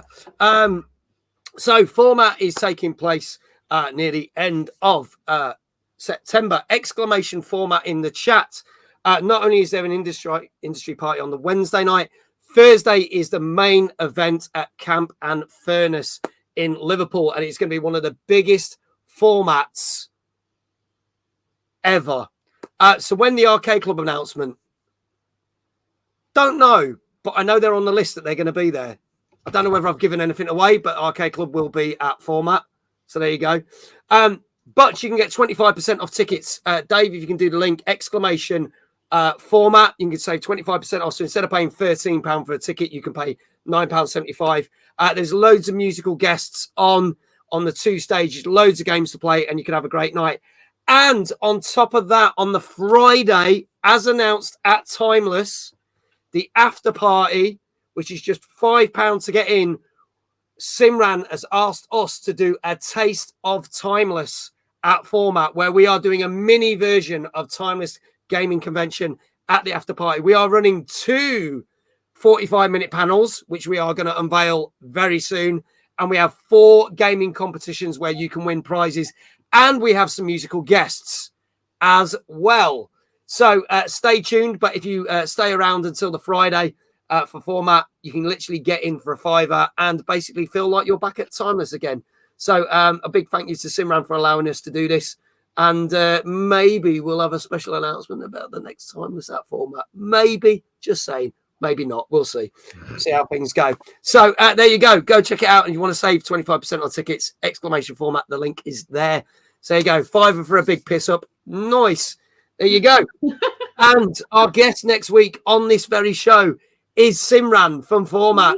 He will be on the show. So we'll talk about all the things that he hasn't announced yet. Hopefully we can get some exclusives out of him, hopefully, because it's going to be amazing. Lisa says, can't wait for what I'm really looking forward to. It's going to be a great couple of nights there for the free nights. So going to probably be absolutely levered. We also might have another announcement for Format, but we're not allowed to talk about that until the 1st of September.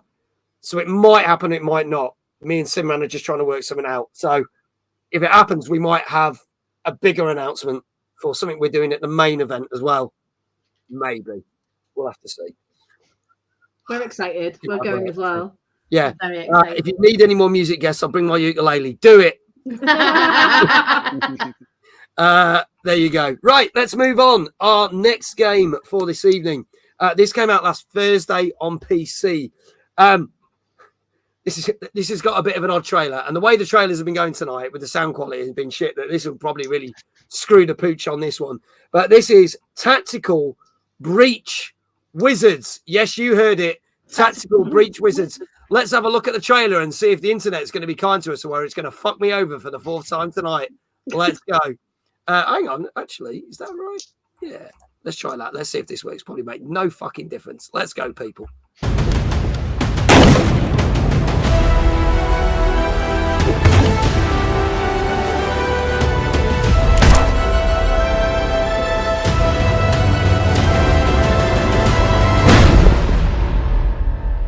Hi, I'm Tom. This is Tactical Breach Wizards. Me and a small team have been working on this for about 6.5 years now, and as of today, it's done. It's out. You can buy it. In fact, please do, because we spent 6.5 years on it, and now we really need it to sell. It's a turn-based tactics game where you have a small team of wizards in Kevlar and modern-day tactical gear, and it's about finding ways to combine their spells to solve the combat encounters you're in. And the way we enable you to do that is we let you rewind your turn as many times as you like. So rather than just sitting there and asking yourself, how does this ability work, just try using it and see what happens. And if you're stuck and you can't see a good solution to the problem you're facing, try a bad solution. It probably won't work, but if you try it, you might realize, oh, if I set a predictive bolt up in advance and then use Jen's chain shock to push somebody into it, that's a way we can take out 2 people with 1 action. Maybe if I now rewind and use that somewhere else, there's actually a way to clear this whole room in 1 turn. So basically it's a game that helps you have clever ideas even if you have no clever ideas. As mentioned, we have kind of a lot riding on this now, and the thing that's going to make or break us is how well it does in launch week. So we're doing the usual launch discount, it's 10% off this week, but we also wanted to do something extra to thank the people who support us at launch. So we put together a little pack of outfits. They're called the WizTac set, and they look like this. They've got a kind of future tech vibe that we didn't go for in the main game. They're purely cosmetic like all the other outfits in the game, and you get these if you buy the game in launch week.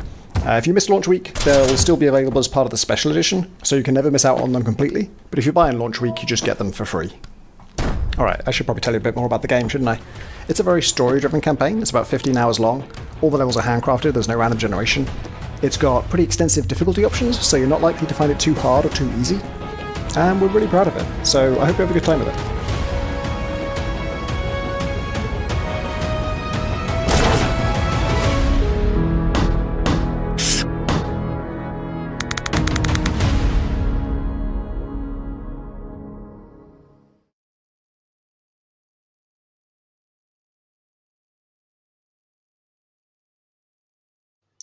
Madly fancy. Yes, mildly fancy outfits. There you go.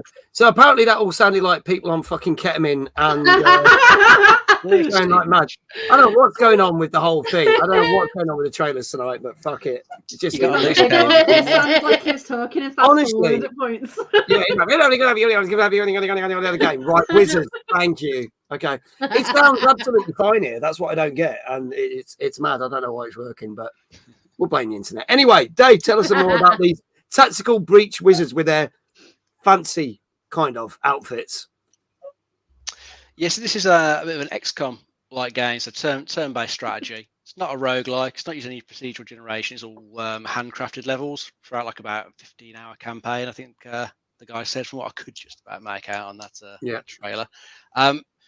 You control a team of wizards. Obviously, all got different abilities. You'll be able to bring other ones to the team, I believe, as you go through.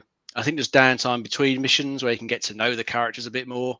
So there's a little bit of a sort of social side to it. And depending on which characters you bring into the fights, you can obviously do different things, combine their powers in different ways to take out the enemies.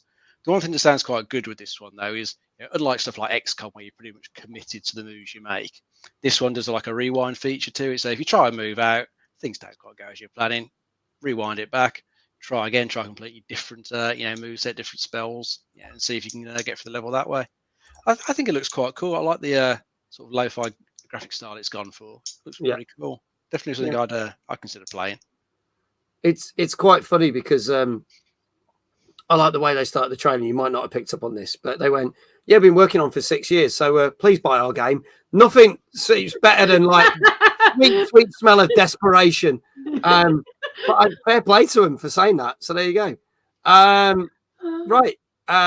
Stace, Luce, your thoughts? I was literally thinking the same thing. It's like within the first 30 seconds, if you're having to beg people to buy your game, it's like, it's not happening, is it? I'm not great with tactical. I don't like games like that. So for me, it's not something I would play. What about you? No, I'm the same. No. You know what? The only tactical game I ever played, and this just shows my brother's very much a Gears of War fan, and I don't know if you ever played Gears of War Tacticals, but it's tactics. It's like that, but magical. But I don't really like the style for me. I just don't really think it's nothing I'd play. I think it's too. I think obviously from what we could hear, we couldn't really hear it very well, but I think the style for me is just not what I'd be willing to play. Yeah. Okay. I think it's going to surprise us. Yeah. But it's not something I would play. It doesn't look awful. I don't think it looks awful, but it's just not something that I would play. So I'd probably give it like 7. Going for a 7. I think also though for people who like stuff, was it XCOM that's kind of like that. XCOM, but maybe if they like the magical side, so they like stuff like Harry Potter or anything like that, they might like the fact that they've got that magical sort of element that you can kind of do some wizards instead of it being like guns. So I think the niche will rank it quite high, but I'll go with 7. Okay, going for a 7. Now, Danka said prepare for a shock because you said this might be high. Chrissy says a 2. Manic says a 7. What else we got? Gozzo says I'm risking it with a 9. What else we got here? 5. Chrono. These are pretty good games. Going to say a 7. Drawn Unicycle says based on it, visually alone, 6.5. Hello, by the way, Drawn Unicycle. Good to see you. Obs, good to see you as well, mate. Good to see you. Lowen says a 5.5. Yeah. Any other scores? Get him in. Dave, what say you? I think it's going to score pretty high. I'm going to try an 8.5. 8.5. Okay. Gilfly, 7.5. Flame, 8. Danka going with a 9 as well. Simon says 5. If any higher, it's bullshit. Mike Whale, I think they might do okay. I'll go for an 8.5 on this. Dave, 8. Folks, last chance. Get your scores in chat. This is Tactical Breach Wizards, which came out last Thursday on PC. And if there are no more scores in the chat, I can tell you that this will surprise people because this is our highest scoring game of the week. 9 out on average. That's crazy. That's better than Mika. Yeah. Yeah. But I think if it's got the niche, the people who love those types of games, they'll enjoy it. There's been loads of these tactical games that go under the radar that actually are really. There was one with I can't remember its name. One with a pig. And I can't remember its name, and it just went really under the radar, but it was actually really popular. But like the Mario Raving Rabbits one is kind of that tactical sort of style that. Yeah, the one with the Mario characters. Yeah. Yeah, but they've recently brought out Rayman in that verse. Yeah. They brought Rayman as a character, so I can understand that people maybe have played that sort of game that might like it as well. Yeah. Because it's got that magical element. So I think it might. Yeah. I'm surprised by it, but I'm not surprised at the same time, because if it's got that niche, that market of people that love those types of games, it probably will be quite high. It's impressive, I have to say. Well done to Gozzo for getting it right. Well done, Danker. Well done. There you go. All right, Fury. Hello, Fury. Thank you for the follow. Mutant Year Zero, Road to Eden. That's what it is. Yeah, there you go. That's the piggy game. There you go. It's like, there you go. That's the game. Yeah, Hello, by the way. I might agree with that score if I could understand the trailer. Fine, I'll try it as a demo. There you go. What about me? I got it right. Did you? I don't know. You're moderating. I can't fucking tell. Let's move on. Let's talk. Actually, let's talk some more news, and then we'll do our last two games of the night, because then we can end with the news story after a certain game that we're going to talk about. So Gamescom, obviously, lots of people talking about all the games at Gamescom, loads of games that you could try that are coming out over the course of the next year. But the one that seems to grab everyone's attention, which was quite surprising, is the game Inzoi. Now, if you don't know what Inzoi is, it is possibly going to be the biggest competitor to The Sims. So EA are going to have to watch out. Now, bearing in mind that The Sims is well over a decade old now, but it's been liked for the fact that it is so realistic in its aspects. The fact that you actually have to buy a car if you want to drive around the town, that you do have to do your laundry. There's so much more to it than Sims. You have to actually earn money if you want to go out and spend it. And the thing that you can get is there is a character creator demo out now, which you can try for PC. And people are loving it and creating some amazing characters. Now, the game isn't out as yet, but everyone's raving about it. But literally, while they were at Gamescom, they confirmed that not only that the PC demo is now out for you to try, and not only can you actually map your own face onto your character, so you can actually be in the game. That's pretty but the game, a few months after launch, when it comes out on PC, will be coming to PS5 and Xbox Series X and S as well. So we did have another game that was going to come out that was going to rival Sims, and we were due to talk about it on the show about 2 months ago, and then it was pulled. I can't even remember what that was called. It was something Life. I can't remember. Was it Paralives? Something possibly. Yeah. Maybe, something. But it got kind of delayed like twice. that? And it came to the week that we were going to review it, and it got pulled, and it's been cancelled. And that was the only thing that was getting close to it. But this does look interesting. So the question, not Half-Life, that's that really cool shooter game that I loved. It's called Life by You. That's the one. Life by You. Thank you, Dave. That's the one. Oh, God, they're going to create Mag in a game. They'll probably kill me and put me in a bin. We were talking about this at work. I know Manic was talking about this because he said, "Oh, did you hear that the PlayStation and Xbox version got announced?" So, yeah, I'm not the biggest fan of The Sims, but I appreciate what it does. But after seeing the trailers and demos of this, I'm like, fuck me, this is impressive. It's like The Sims jacked up on like times 50. It's really, really nuts. Good evening, Games Guru. Dave, I know you've probably seen a bit about this, so I'll get your opinion on this. Your thoughts on this. Is going to massively...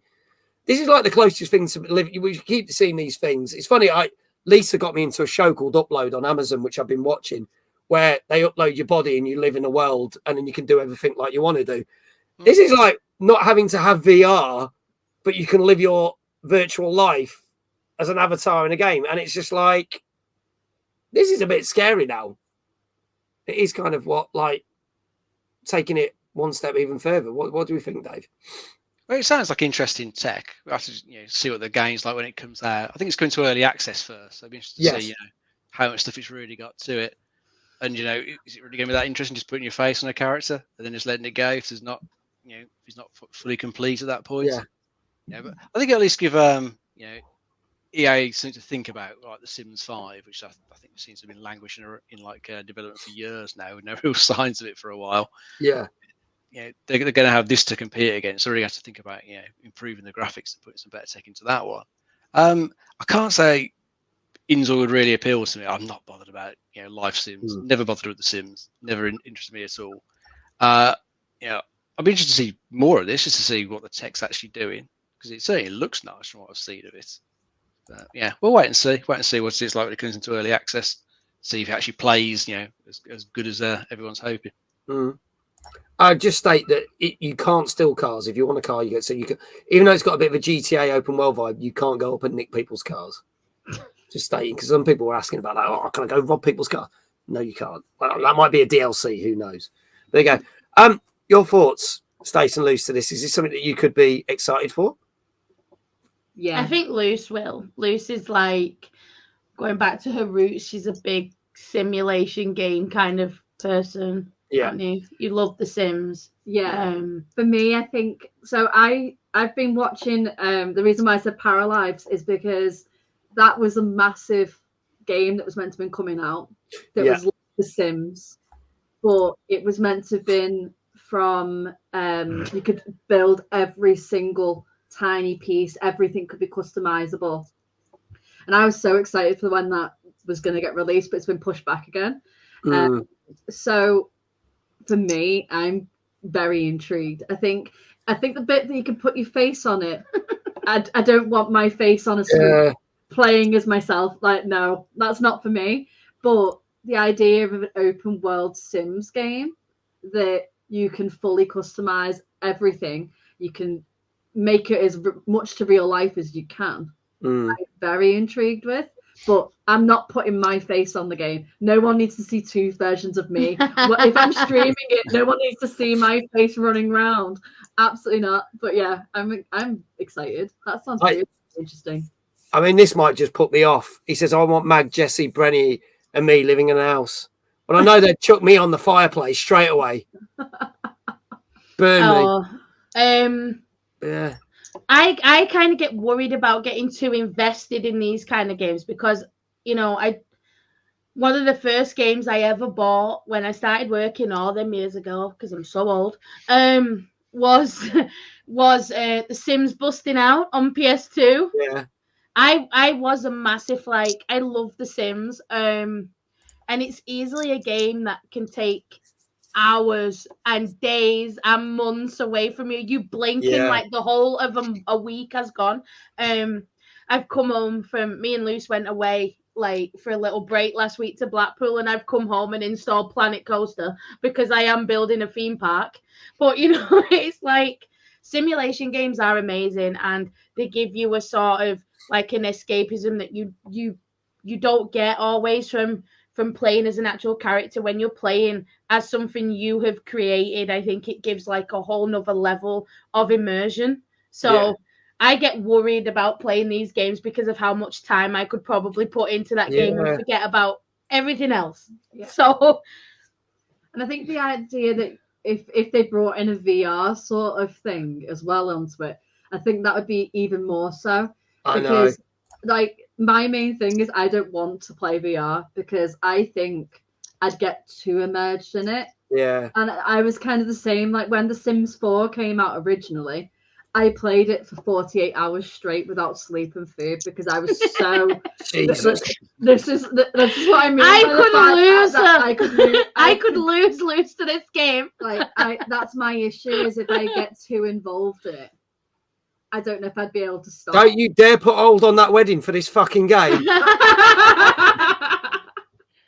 Should we just 1 minute? My in-game bride doesn't look as good as me, really. Just 1 minute. She looks great and I look shit. But I think it's going to do well for people who are simmers, people who are love simulation games. I think there is another niche of like it could be wonderful. Yeah. And as you said about it being a competitor to The Sims, I think they need it. 100%. I honestly think The Sims at this point, they need some competition because there is nothing like The Sims. I mean, you've got like your roller coaster tycoons, your planet coasters, your planet zoo. You've got all that. That's stuff. Awesome, but you haven't gotten a life sim that compares to The Sims other than like Loose Plays. Is it Planet? 2 Point Hospital. Oh yeah, I love them. Stuff. Yeah, like she loves that, but like there has not been a competitor for The Sims ever. So I'm intrigued to see what they're gonna do. Well, I think it's also if it's got more customization. Like I really enjoyed The Sims 3 because it had a different variation of customization, which they took out of The Sims 4. They didn't really do as much customization. Like when you're doing the mods online, you could put wallpaper, you could put SpongeBob on your walls if you wanted to in The Sims 3. You could put Pokemon or whatever it was that you're interested in. Really, Animal Crossing customization. You could do like a real customization on it compared to The Sims 4. They took that ability out. And they took out the fact that you could drive around the world by yourself. You could do whatever you wanted. And I think if they bring this back in, it's going to be like crazy. I think Sims 4 into Sims 5 will really struggle to meet that niche, that the potential that this game will be able to do because they're practicing and concentrating on that. So yeah, I'm intrigued. I think I'll have to see a trailer to really see how I feel about it. Is this going to be the game that I have to buy you like an up the ante PC for just so you can play this game? Buy one of them big rigs and play The Sims on it. That's us. You're literally like, this is my sim rig, and they're like, oh, you do driving games? No, this is my sim rig for this. Oh, The Sims. This is my plumbob rig. Oh my god. Well, I'm sure we will find out more about this game. There are loads of trailers from Gamescom. Go check them out on YouTube. You can see it all. It's scarily realistic. It's bizarre. But let's move on to some other games that have literally just come out. Now, last Friday, we got a game that was announced that nobody asked for, and by the looks of things, nobody ever wanted. This came out on PS5 and PC. This is Concord. Who cares? And probably be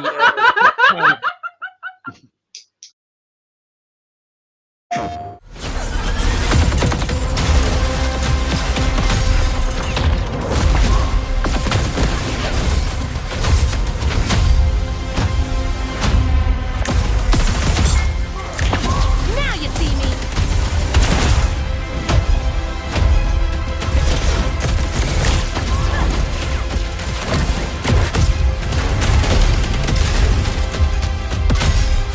Deploying an air barrier. Goodbye.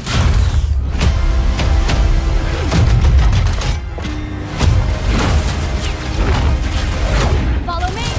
I'll lead us in.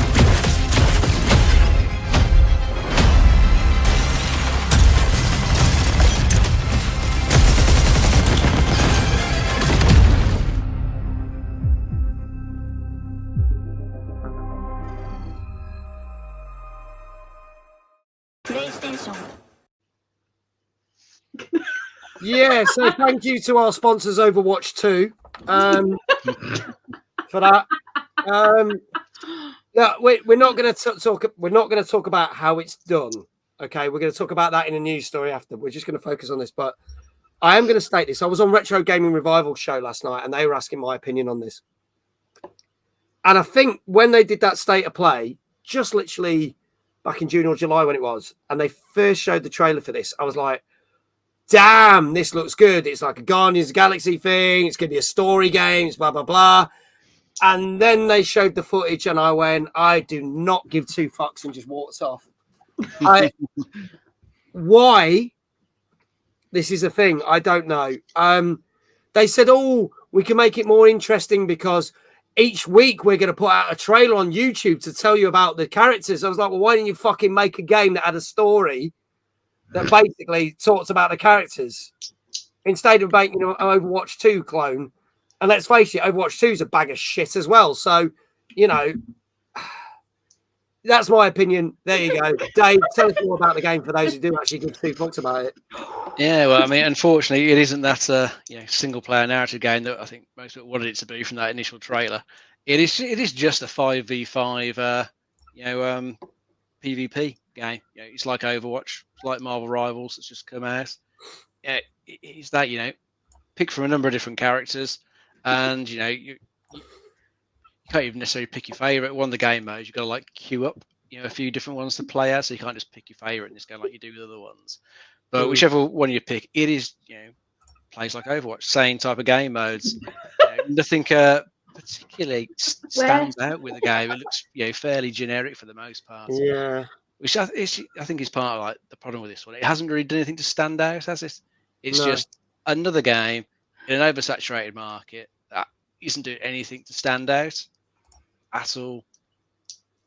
So I'll keep other comments to the news story part, but PvP shooter, that's really all we can say about it. I'm going to say what worries me is they spent 8 years making this game. 8 years. Now I feel bad for all the people that's put the time and effort. I said this last night as well. Look, I know I'm dumping on it, but I feel bad for the people that spent all the time and effort to make this, because obviously you put your time, you put your heart and soul into something, and it's just nobody wanted it. No one's interested. I mean, now apparently we got their start. I was going to say at the time they started making it, it probably felt like they could fit it in the market, but 8 years to make something like this, it's just too long. They need to try and get the dev times back down again. They're too long at the moment. Yeah. I mean, we got a couple of Overwatch fangirls below, apparently. So, would you be willing to give this a go, considering it's very much an Overwatch clone? So, we've actually played it. Okay. So we were in the open alpha, the open beta. Yeah. They both were. So we could probably give a bit more insight than some people could. Okay. So we started. I played as the healer, and I can't remember his name. I think it was Ajax or something like that. I can't remember his name. Stace played as Duchess because there's a character called Duchess. So instantly, before we even played the game, we were like, "This is it. Stace is going to run around as Duchess, and it's going to be wonderful." I think the main issue with the game is some characters are so OP, ridiculously OP, that the smaller characters that I enjoyed playing as had no way of competing. Right. So I feel like sometimes the playability is so hardcore. We went into it and it was sweaty from the minute we played it.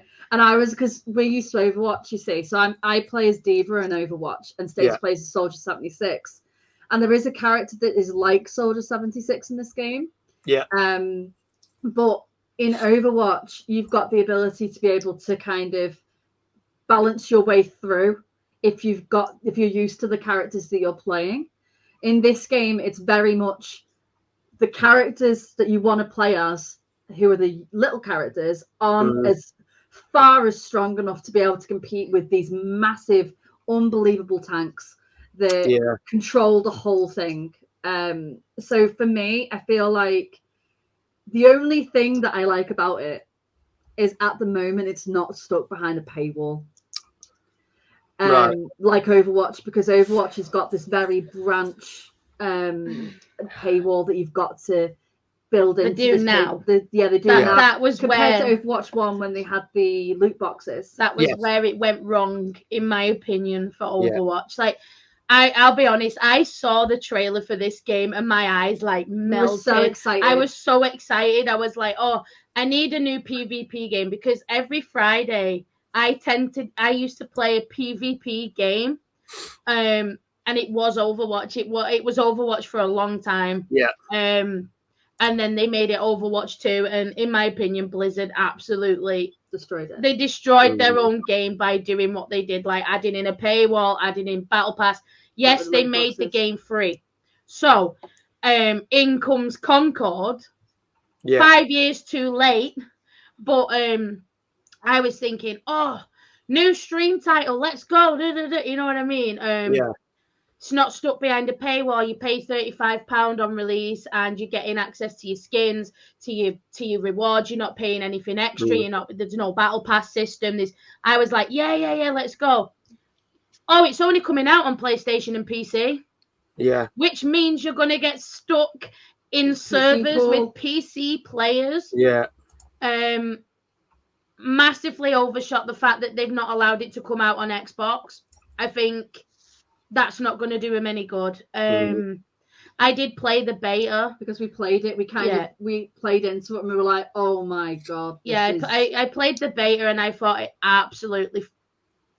We're not going to go there. It wasn't the game that I thought it was going to be. That's a shame. So yeah, I've not bought it on release because I really wanted to, but I was like, I'm not. While it's like this, we're not going to give it a go. Yeah, while it's like this and it's not available to everybody, and while there's these characters that are OP, I just think it's a bit too late. And it was going to be a potential stream title for me that was going to take over from Overwatch because I don't stream Overwatch really anymore because I don't enjoy it like I used to. But I think it has the potential. It had the potential. It had the potential to get better. If the beta was so problematic, they could have had the ability to be like, oh, shit, we need to do a couple of bits to get it to the quota it needs to be. I think it needs releasing on every console. Yeah. I think it needs boosting. It needs the love and care. It needs the player base because on Steam it's got something like 600 active players or something. Yeah. We'll talk about that. Yeah. Sorry, but I was massively gutted with the beta because I expected it to be better. I thought it was going to be. It's not really better than what it actually is. So okay, all right. Well, let's try and get some scores in chat, folks. Look, we'll talk a bit more about Concord and how it actually did release and how well it did a little bit later on. But get your scores in chat, folks. For those who've just joined us who don't know, get a score. It's an average score. You guess it correctly, you'll get a shout out. We've got some scores coming in now. Manic says a 6, Lowen 7, Fury 3, Ob 6, Tomo 5, Chrono 5, Will 5, Chrissy 0, Duchess 5, James Guru 6. Dave, I'll start with you on this one. What do you reckon? I'm going to try a 6.5. 6.5. Okay. Stace? 5. 5. Luce? I think it's going to be a 4.5. I'd have loved to have been to an 8, but I just don't. I think 4.5. Okay. Chrono saying 5. Will saying 5. Games Guru says 6. Obs 6, and that's being generous. 4.5 from Dave. Going with a 5 because why not? Guildfire 6. 6.5 for repeat. Folks, get your scores in. Last chance. This is Concord, which came out last Friday on PS5 and PC. And if there are no more scores in chat, I can tell you, and this will come back in conversation in a minute, that this got this score, which is slightly better than people thought. But I will refer to this score a little bit later on what this meant for 2 other games that are very similar in a little minute. So let's go on. Congratulations to everyone who said 6.5. Dave, you got this one correct, your second one for this evening. How would you like your shout out? Congratulations to everyone in chat who got it right as well. You can do your walk on from the side of the screen, mate. Go on, why not? Let's have a walk. There we go. Right. Go on then. Right, you ready? Go for it. Watch me fall over a chair. Dave! Very nice. There you go. There wasn't enough space. I want to make more space. But there you go. There you go. Congratulations to everyone got it right. Stretch those legs, Mags. Thank you, Chrissy. So there you go. 6.5 for that. Our last game of the night, but not the end of the show. This has been in early access for quite some time now, and I've seen it for a while, and it's caught my eye. This came out today, and this is on PC, PS4, 5, Xbox Series X, S1, Switch, and PC. And this is the final release of Core Keeper. Again, apologies if the trailer sounds shit. I've got to the point that there's now no fucks given because it's the internet's fault. Let's go.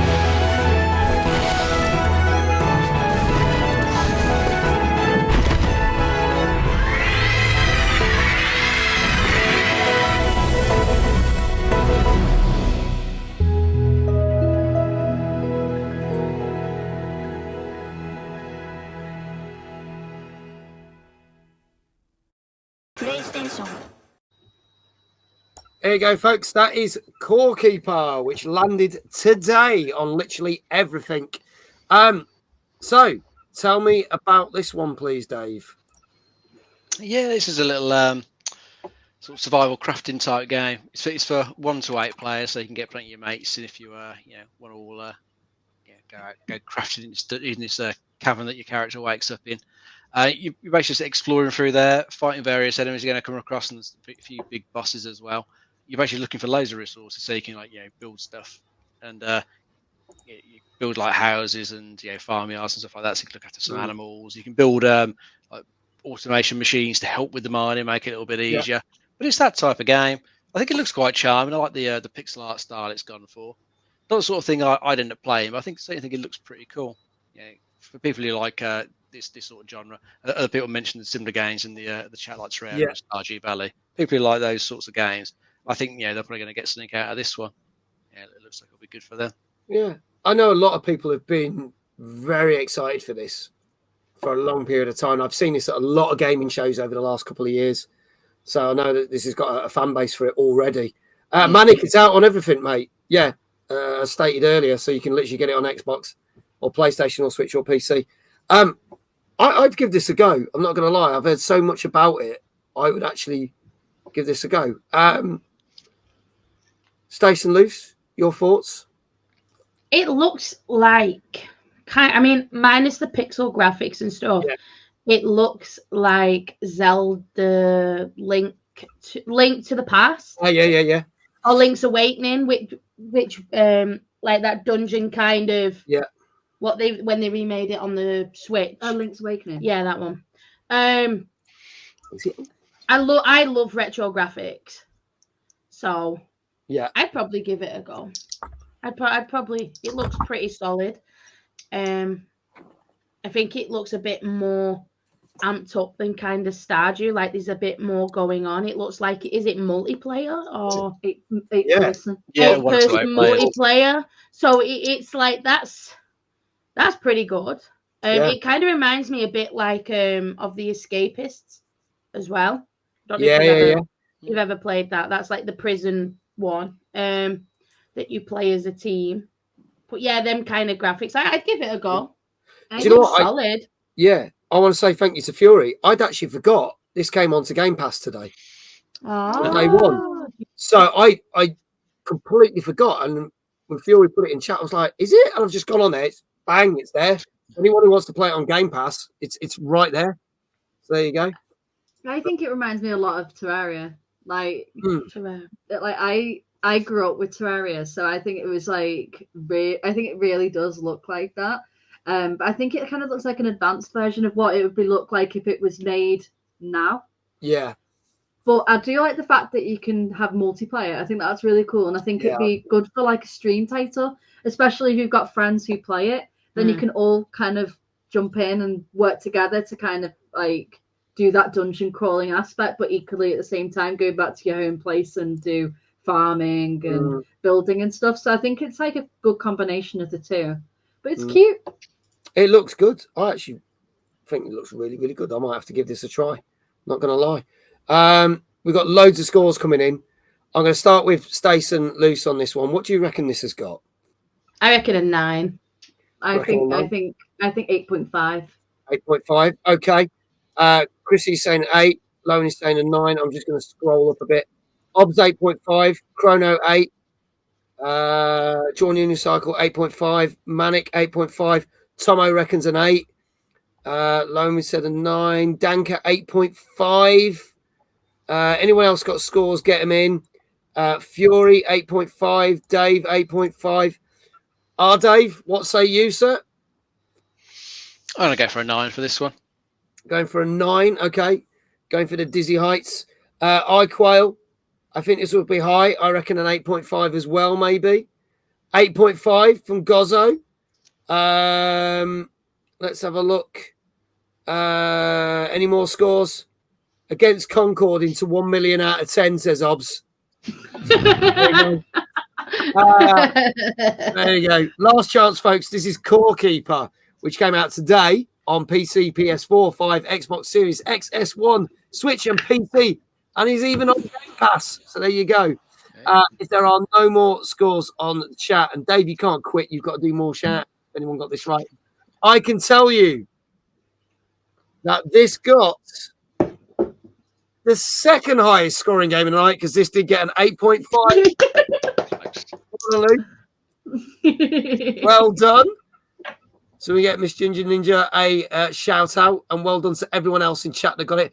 Gozzo, well done. 6 for 6 this week. Well done. Well done. And do go check all these people out that are getting the shout outs.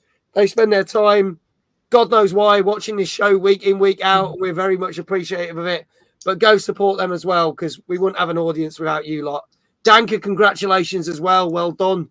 Smashing it this week. He had a bit of a shaky week last week. He's back, getting back on the score. So there you go. So there you go. Well done, everyone. Well done, everyone. Congratulations. But do go give these wonderful people a follow. Now, just before we end the show, our last news story. No surprise, we're going to talk about Concord's launch or failure of launch. So, Concord launched on Friday on Steam and on PlayStation, and technically has had some of the lowest numbers for a launch game ever. Now, we haven't got the official numbers from PlayStation, but we have got the official Steam numbers. And as Stace said earlier, the highest amount of players it had over the weekend on Steam was 697 people. Not 697,000, 697. Now, let me put that into context for you. Helldivers 2, which is also on PlayStation 5 and PC, on its opening weekend, had 155,926 players. Right? This game took 8 years to make. Suicide Squad, which got exactly the same score, and this is why I said I'm going to bring that 6.5 back, exactly the same score as that and Skull and Bones, its opening weekend, Suicide Squad, had 12,786, so nowhere near as good as Helldivers 2, but still nearly more than 11,000 more players than what this had. Bearing in mind, this is all PC figures, Steam figures, not on PlayStation.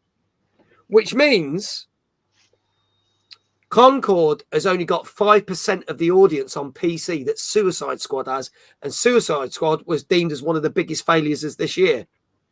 Can't see that Suicide Squad is technically one of the biggest failures of this year now because of what happens to Concord.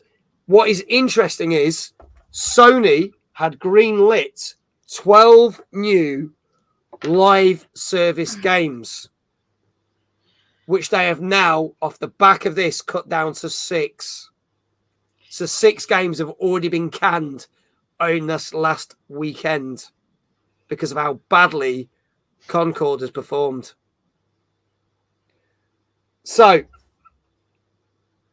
I don't want to shit on it too much. It's clearly not lighting up the imagination of people. People are just not interested in the game, clearly. Again, I'm going to state I feel bad for the devs and people who worked on it. They've spent 8 years working on this. This has to be one of the worst opening weekends for a AAA game in ages. How do we feel about that? And chat, I'll bring up your comments in a minute. Yeah, it's pretty terrible, really. You know, as you say, it's 8 years to make it. You got to wonder, though, at some point, did no one really heavily look at it during those 8 years and think, you know, this just something about it isn't right? They're not play tested. They're not test it.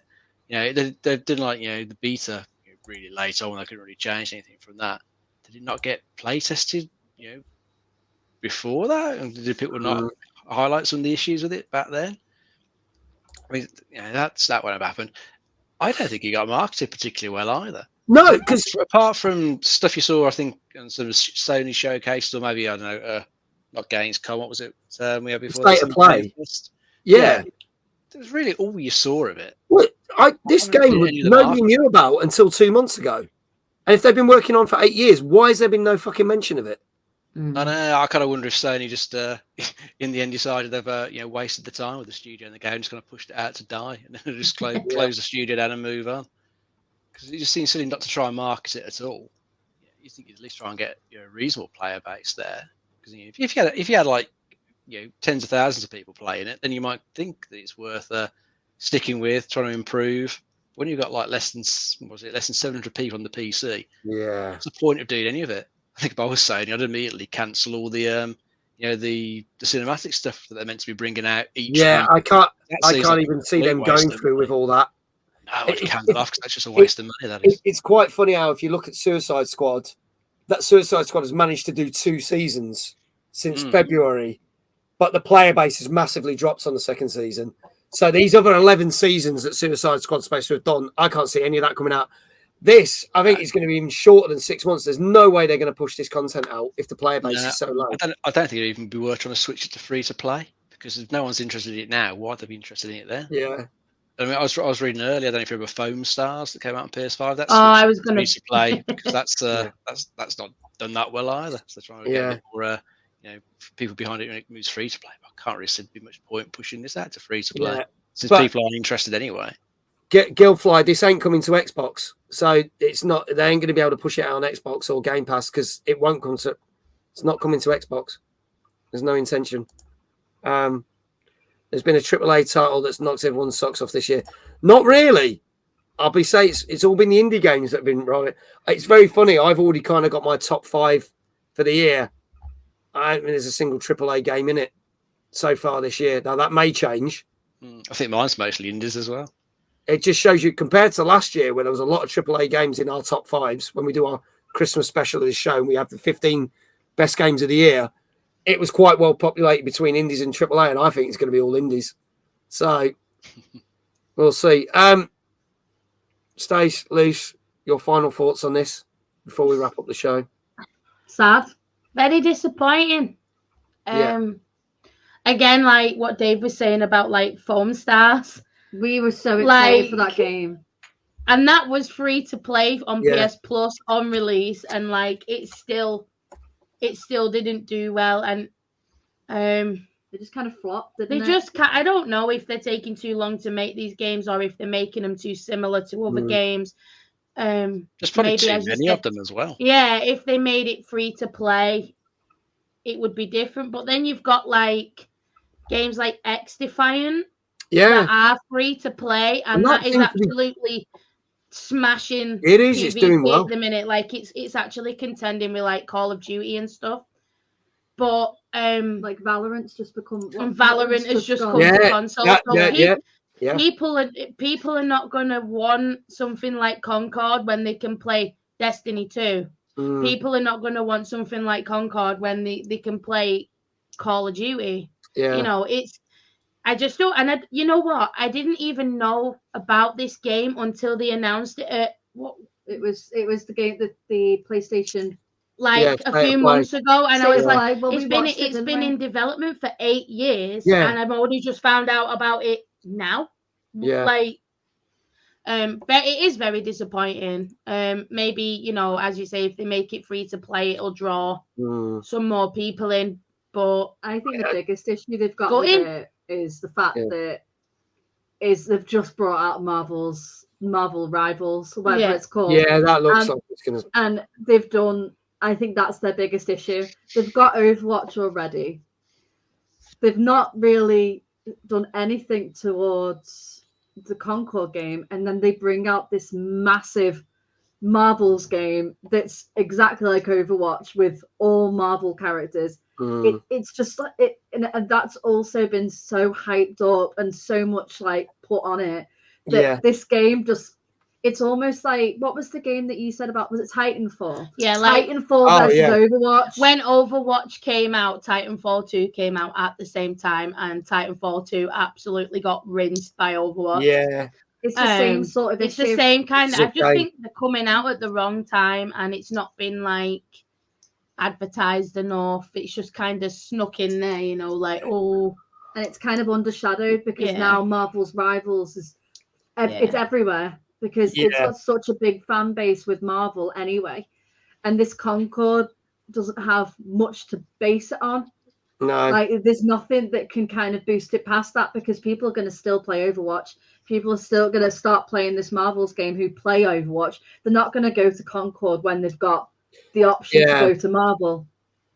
It's just like it's been lost in translation. It's sad, really. It feels sad for the devs. A game like that, there's so many games that you can get free of charge.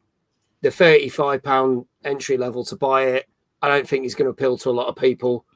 No. I also think that if they go down the route of making it free to play a couple of months down the line, we've seen a lot of games that did that after you buy them and it was the death of them. I think whether they make this free to play or not, I just don't think. I don't think it's worth it with player counts that low. Yeah, the amount of money you have to invest in it to switch it round to that. I think if they made it free to play, they'd have to like refund the people who paid $35. But they won't do that either. They'd maybe give them like access cosmetics and stuff. But if they made it free, why would you choose that game over Overwatch? That's so much more like built up. It makes sense. It's just sad when it's not done right. I had big hopes for Concord, as I said, like when it was announced and stuff. I was like, oh, this looks really good, and then I was like, man, it's not as good as what I thought it was going to be.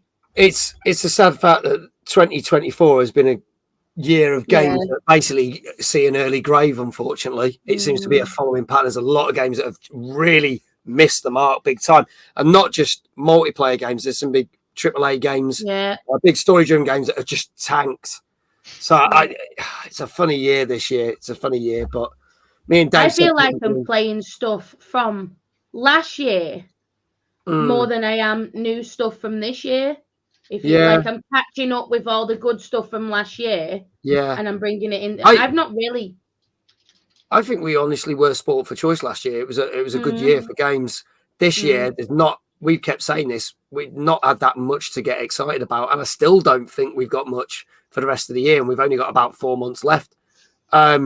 Next year, however, looks really, really promising. So it's just that we've got to get through this year, as Ob said, a game graveyard to get through to the other side. And we want to get 25 great games, mate. Yeah, but I think the issue is the fact that what they could have easily have done is because as you said, there's so much spoil for choice from last year. What they could have done was semi-split it between 2023 and 2024 to help, because I think the issue is, like, I don't want to talk for everyone, but Stace bought so many games. She's got so much backlog from last year that she's not even played, because it's been so many games, so much that almost lost in translation through gaming, because you're thinking, oh shit, I want to play Final Fantasy 16. I want to play God of War Ragnarok. I want to play Last of Us Part 2 remaster. I want to play these games, Avatar, just to name a few. But because there's so many games that you already want to finish first, you have to kind of catch up, and then you get lost, because, as you said, it's been a bit of a crap year for AAA titles. So people are going to go back and play stuff that they haven't played from last year to kind of counteract the disappointment from this year. No, I agree. This 2025. Concord, Concord, we mourn you. It was nice knowing you for at least 3 days. So there we go. There you go, folks. That is it. That is our show. Thank you so much to our wonderful guests. What a wonderful Duchess Weaves, also known as Stace, and Miss Ginger, also known as Luce. Thank you so much. You've been amazing. Thank you for having us. Thank you for having us. I'm so glad we both back. Yeah, we'll definitely have you back. And again, can we get a shout out for them both, please, in the chat? Their links are pinned to the top of our chat. Please do go give them a follow. Please do go check them out. Go check out the LSW community, because it is amazing. What they've built is so phenomenal. It's insane. And you can catch these lovely people. You're going to be at Format as well, aren't you? Yes. So we will see you there. It's going to be amazing. We're going to have drinks and dance around like absolute idiots. It's going to be great. Well, not on the Thursday. On the Friday we will be. On the Friday, maybe. Well, maybe I'll be dancing around like an idiot on the Thursday. Maybe we'll see. We've got to come from Friday, stay for the event, and go home. Yeah, crap! You got to go and then come back again on the Friday. Oh, nuts! Okay, so maybe not as much. Yeah, on Friday, yes. On Friday, yeah. Thank you, mate. Greatly appreciate it. Thank you to everyone in chat. Thank you to Dave for basically doing the moderating and everything. Thank you so much for everyone who's watched the show. If you enjoyed this, we do this every Tuesday night at 9 p.m. Guest next week, as we said, is the man from Format. We have Simran from Format on the show. And the week after that, our guy that was the opening keynote for Timeless, Mr. Jason Bradbury, is on the show, which is pretty freaking awesome. So, we'll be talking about him and his new film. He's got his Kickstarter literally launching 2 weeks after he's on the show. So, it's going to be great to have Jason on as well. We are back tomorrow with our community night at 9 p.m. And it's Fortnite. We haven't played the new season of Fortnite. We're going to check it out. If you want to join in, come and join us. And on Thursday, we've got another new game, which we'll be talking about on this show next week, which is Gory Cuddly Carnage. And not only that, we've got copies of the game to give away on Xbox and possibly PC as well. So that is going to be on Thursday night at 9 p.m. Big thank you to my co-host that knows the most, Mr. David Jones. Always a pleasure, mate. There you go. And again, thank you to you lot for being freaking awesome. Dave says, all this work has made me tired. So I'll tell you what, let's do a nice little raid, shall we? Shall we see who we can raid? I have got people in mind. I don't know if Lisa's still in chat, if she knows. We've been trying to support the Twitch Olympics that a lot of streamers that we know are doing. So I am going to have a quick look to see if there's 2 streamers on. Thank you, Lisa. Do you know if there's any of the streamers that are still on from the Twitch Olympics? Because we normally miss it because it normally misses. But is there anyone that's on? Like, is Monster the Mash, or we can't do Musalia because we raided her last night. But it's like DMAC on, or any of that lot on. Would you be able to very kindly tell me? We raided Muso last night, unfortunately. We wished her a belated happy birthday. My timing sucks. Maybe I should have raided them today. Never mind. Fuck it. But yeah, we'll see. I am Supermod. I will have my revenge, says Dave.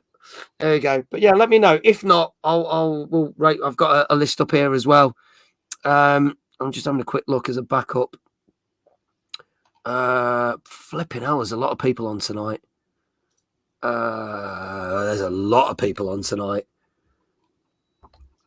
Yeah, they've raised a lot of money for charity as well. They've done so well.